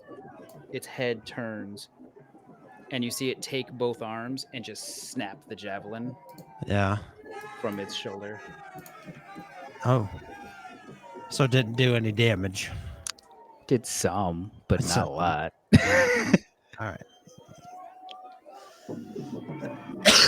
Okay. That was movement, action. I don't really have a lot of bonus actions, so that's it. All right. So it's now the automaton's turn, and it is going to continue its advance towards you, Sharid. Mm-hmm. And you see from its two arms, you It did see it just advance kind to of. attack, right? It did advance to attack, so if you want to fire, go ahead. Yeah. Look it up. 17. 17 Six. does hit. Okay. Okay. Then leave that and the hunter's mark, which I'll just roll the d6 for. Nice. I'm All right. that's All right. decent all right. rolls. Yeah. Good girl. All right. So much like with Sharid's javelin, it finds a sweet spot between the plates of the armor, but it doesn't stop it. Mm-hmm. But you did do some damage. Tio's just making note of that. But you see it kind of bring both of its arms up. Its hands and forearms rotate. It slings its arms down, and from its right comes a blade extending out from the forearm. And from the left, you see what seems to be some kind of barrel or some kind of like long metal tube extend out. And it takes its first action to swing at Sharid with its arm blade. Oof. And Sharid manages to duck it, but then it points It's its nothing. left arm in the direction of Teo, where that arrow came from. And you just hear a loud bang as some form of projectile fires in his direction. Does a 14 hit you? No. Super. AC 15. So this projectile flies in your direction, and you actually barely see it before it bounces off the boulder that Udo is hiding behind, breaking off a large chunk of that boulder.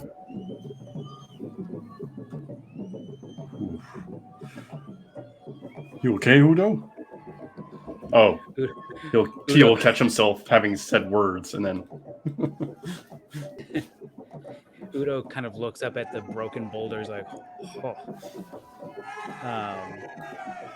And then swings out from behind the boulder. The boulder. The boulder. And then makes a mad dash for the automaton and goes to stab it with his spear.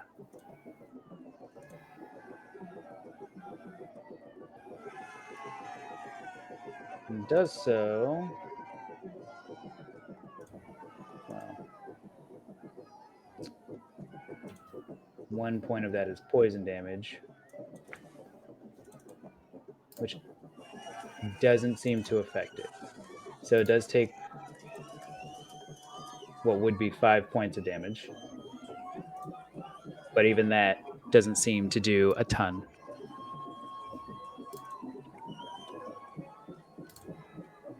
Teo. okay. So Tio will actually just kind of use that boulder for cover while bonus acting for Slayer's Prey, taking a shot. Okay.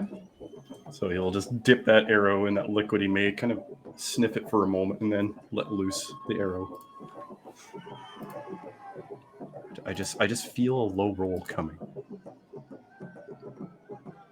That's not bad. That's 16 pretty good. barely hits. Woo! Okay, so that's This D8 and 2D6.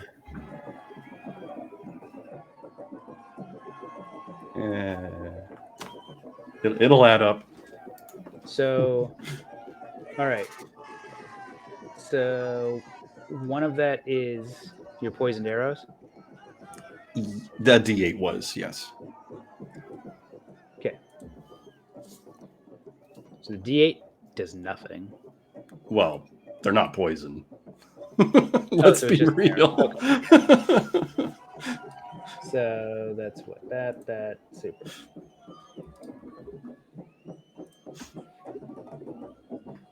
Okay. That it for you, Tio?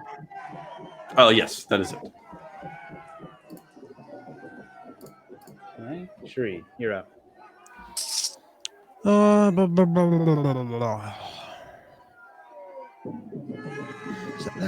been trying to look between turns.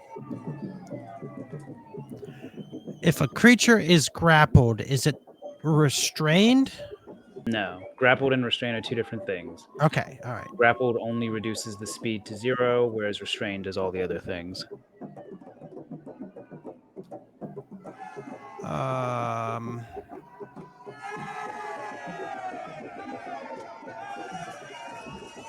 Okay. Well, fuck it. Let's do it. So, because I don't have my spear in hand, so I just got my shield in my hand. Sharid's going to attempt to grapple this thing, and if Okay. I understand, that's just an athletics check. Yeah, so athletics versus either athletics and acrobatics. All right, but since I'm raging, I have advantage. Yep. So.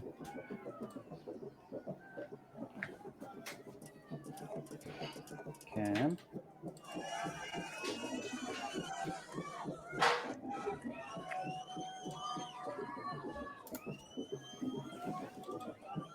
You go to grapple this thing, Yeah. you grip it by its shoulders, and you manage to move it a little bit. You get some purchase amongst its joints, but it Yeah. ultimately swings its arms, breaking the grasp. Oh shit. All right. Ooh. Well, in that case, then Sharid is going to do his thing where I'm going to try to goad it to attack me Mhm. by stepping back. Does it take its attack of opportunity? Oh, it will.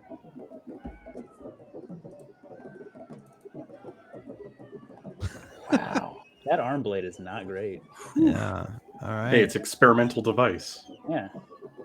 All right. And then, then I'll just come right back up to it. That's it. I really wish I had like a bonus action to do, but I don't. Hmm. Stop. All right. So just as before, it's going to swing that arm blade at you. That one will do it. That's for me. That's for you. All right. And then this one is for Udo. Ooh. As it just leaves just a gash across Udo's chest. Right, and then it takes this from me from force. Mm-hmm. 5 So- force damage. As it goes to swing that arm blade at you, it hits that wall of force, still drags its blade across your body a little bit, but you can see that force does get some purchase in this thing's metal body.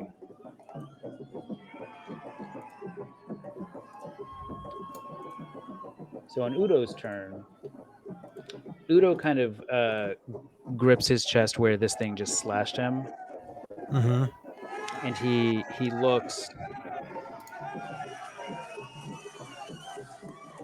He looks at his spear, and he looks at you, and he goes to stab it again.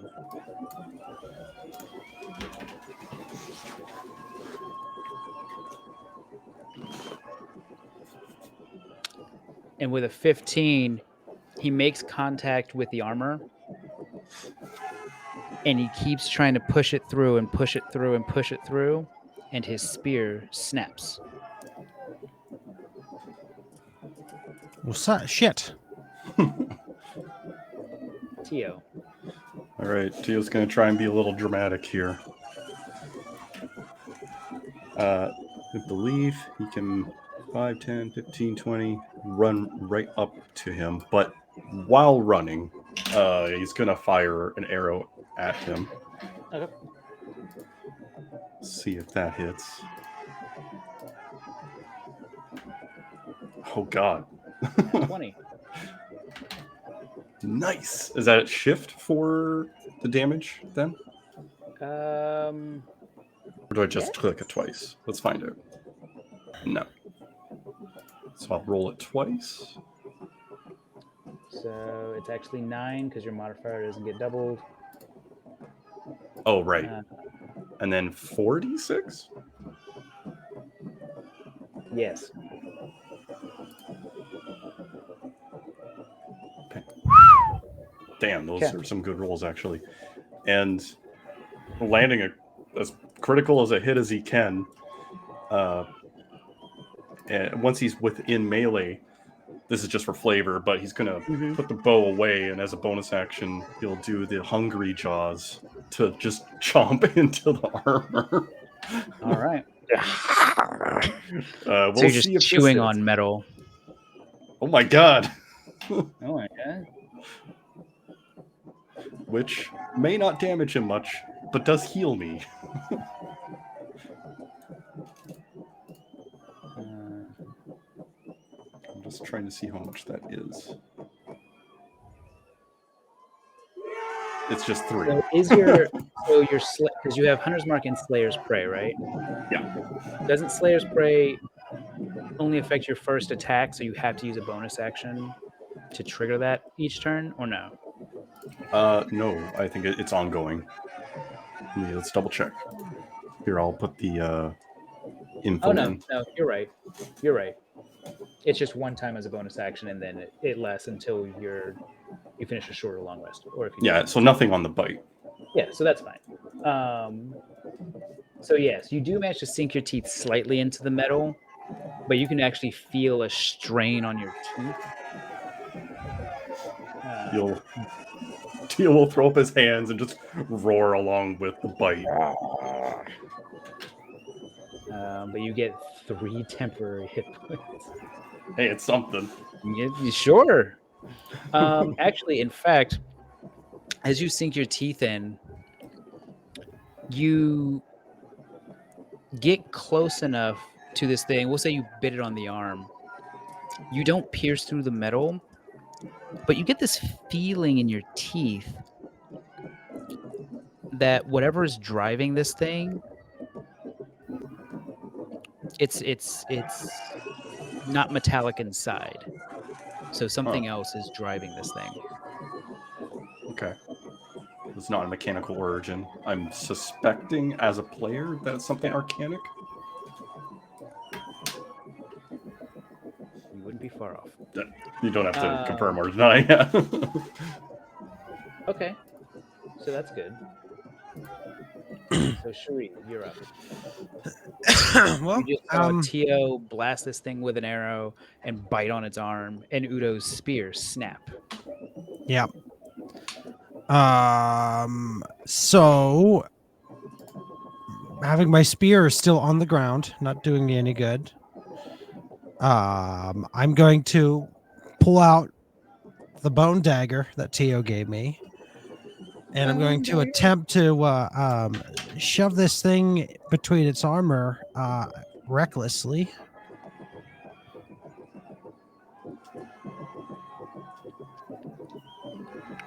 Okay.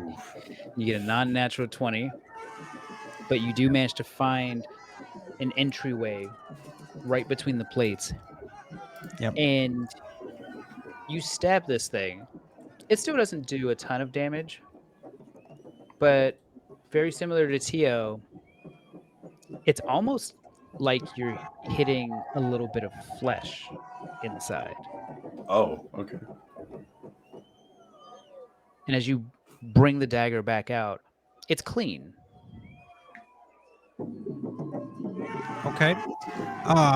Then yeah, Sharid's going to do his little step back to goad. Does it attack? It will. And it's at advantage. Yep. Oh So a shit. nat 20 Yikes. for 7 points of damage. It's okay. Which that's Not okay. yeah, and that's halved. Yeah. So that's fine. And then it takes 1d6 force. So it takes 3 points of force. All right. And then Sharid's going to flank it. Not that Okay. we're doing flanking, but Yeah. yeah. So that's it. All right.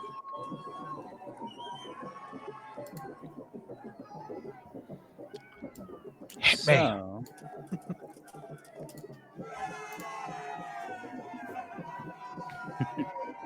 it's actually going to do this.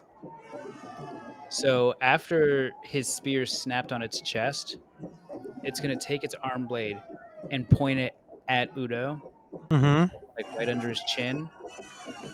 And then since you attacked it recklessly, it's actually going to take its rifle arm and point at you. And you hear kind of a click come from its arm as if it's about to fire. Yeah.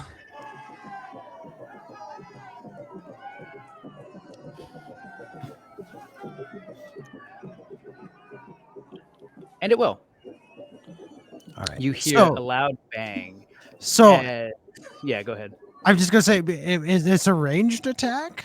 It is a ranged attack, which would normally be a disadvantage when But in so melee it's just range. a straight roll. So Just okay. straight roll. Yeah, yeah.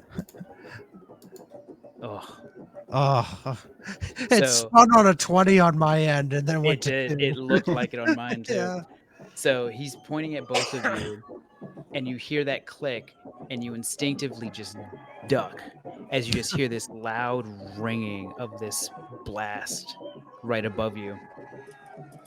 And shortly after, you hear that war horn one last time as the pale humanoid up there, who previously introduced himself as Ergo, starts vamping to the crowd again.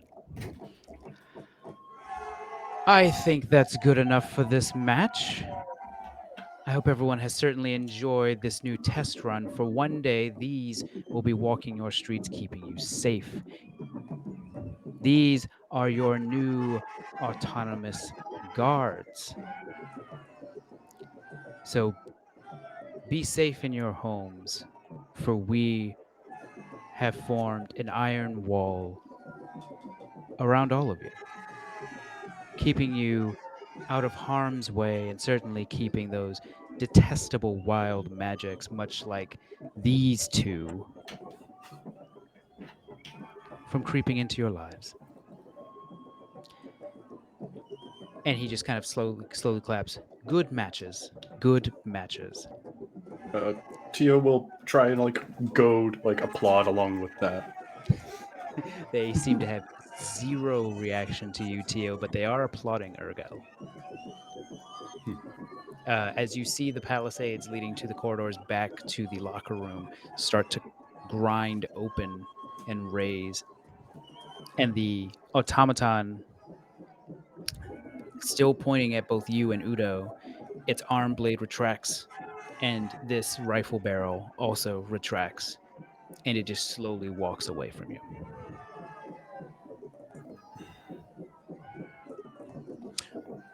I turn around and look up at Oliverius. Mhm. He What- seems to also be slowly clapping while peering down in your general direction. Can from this distance, can I see an expression on his face? Not really. Okay.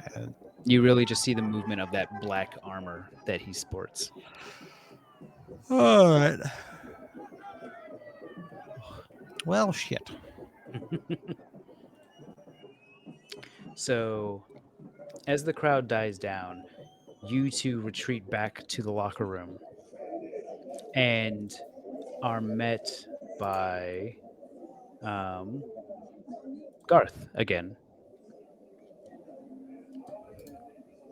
um, who walks up to you, Sharid, and actually helps Udo in as well after he's looking pretty beat up.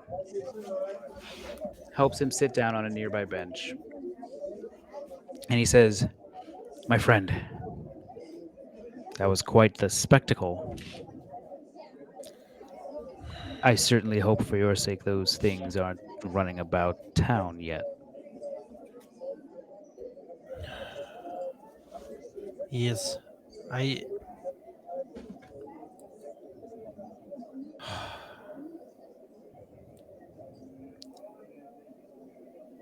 I have my concerns. Um, He's Go ahead. I no, I was just gonna, and then yeah, if he's got something else to say, then I'll Yeah. listen. He says, "I have good news." And he kind of ushers you away into the next room, away from. He kind of looks over his shoulder and seems to be trying to avoid the orc specifically. Let's go all the way over here. Whoosh. No, I'm kidding. Um, and he tells you there are others here that are willing to help you. Oh, this is great news. He tells you that I have recruited 3 others here, technically 4, that don't believe this city is as just as it claims. So, you have our help. Mine, Roland.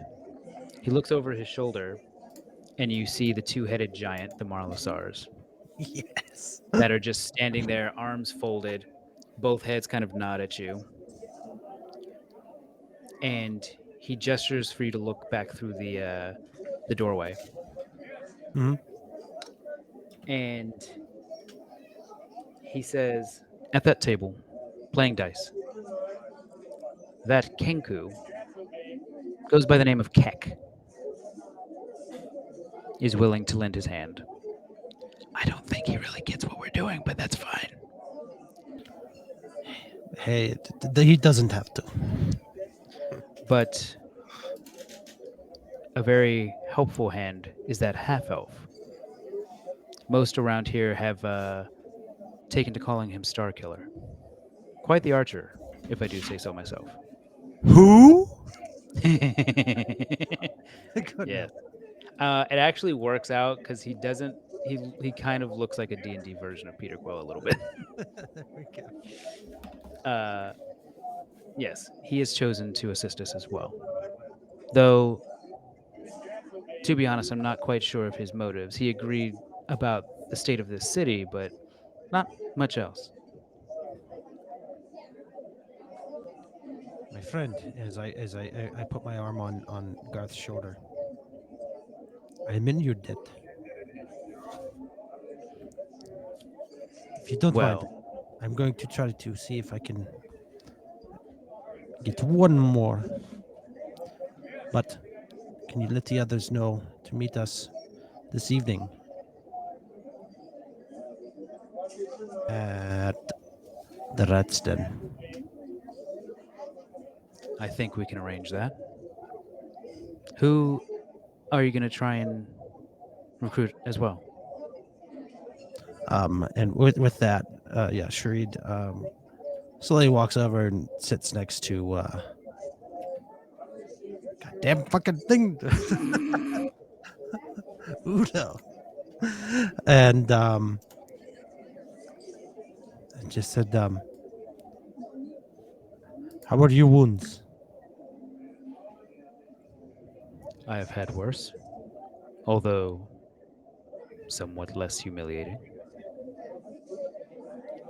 My friend, it was a glorious dance. Hmm. My people would be glad to meet one such as yourself.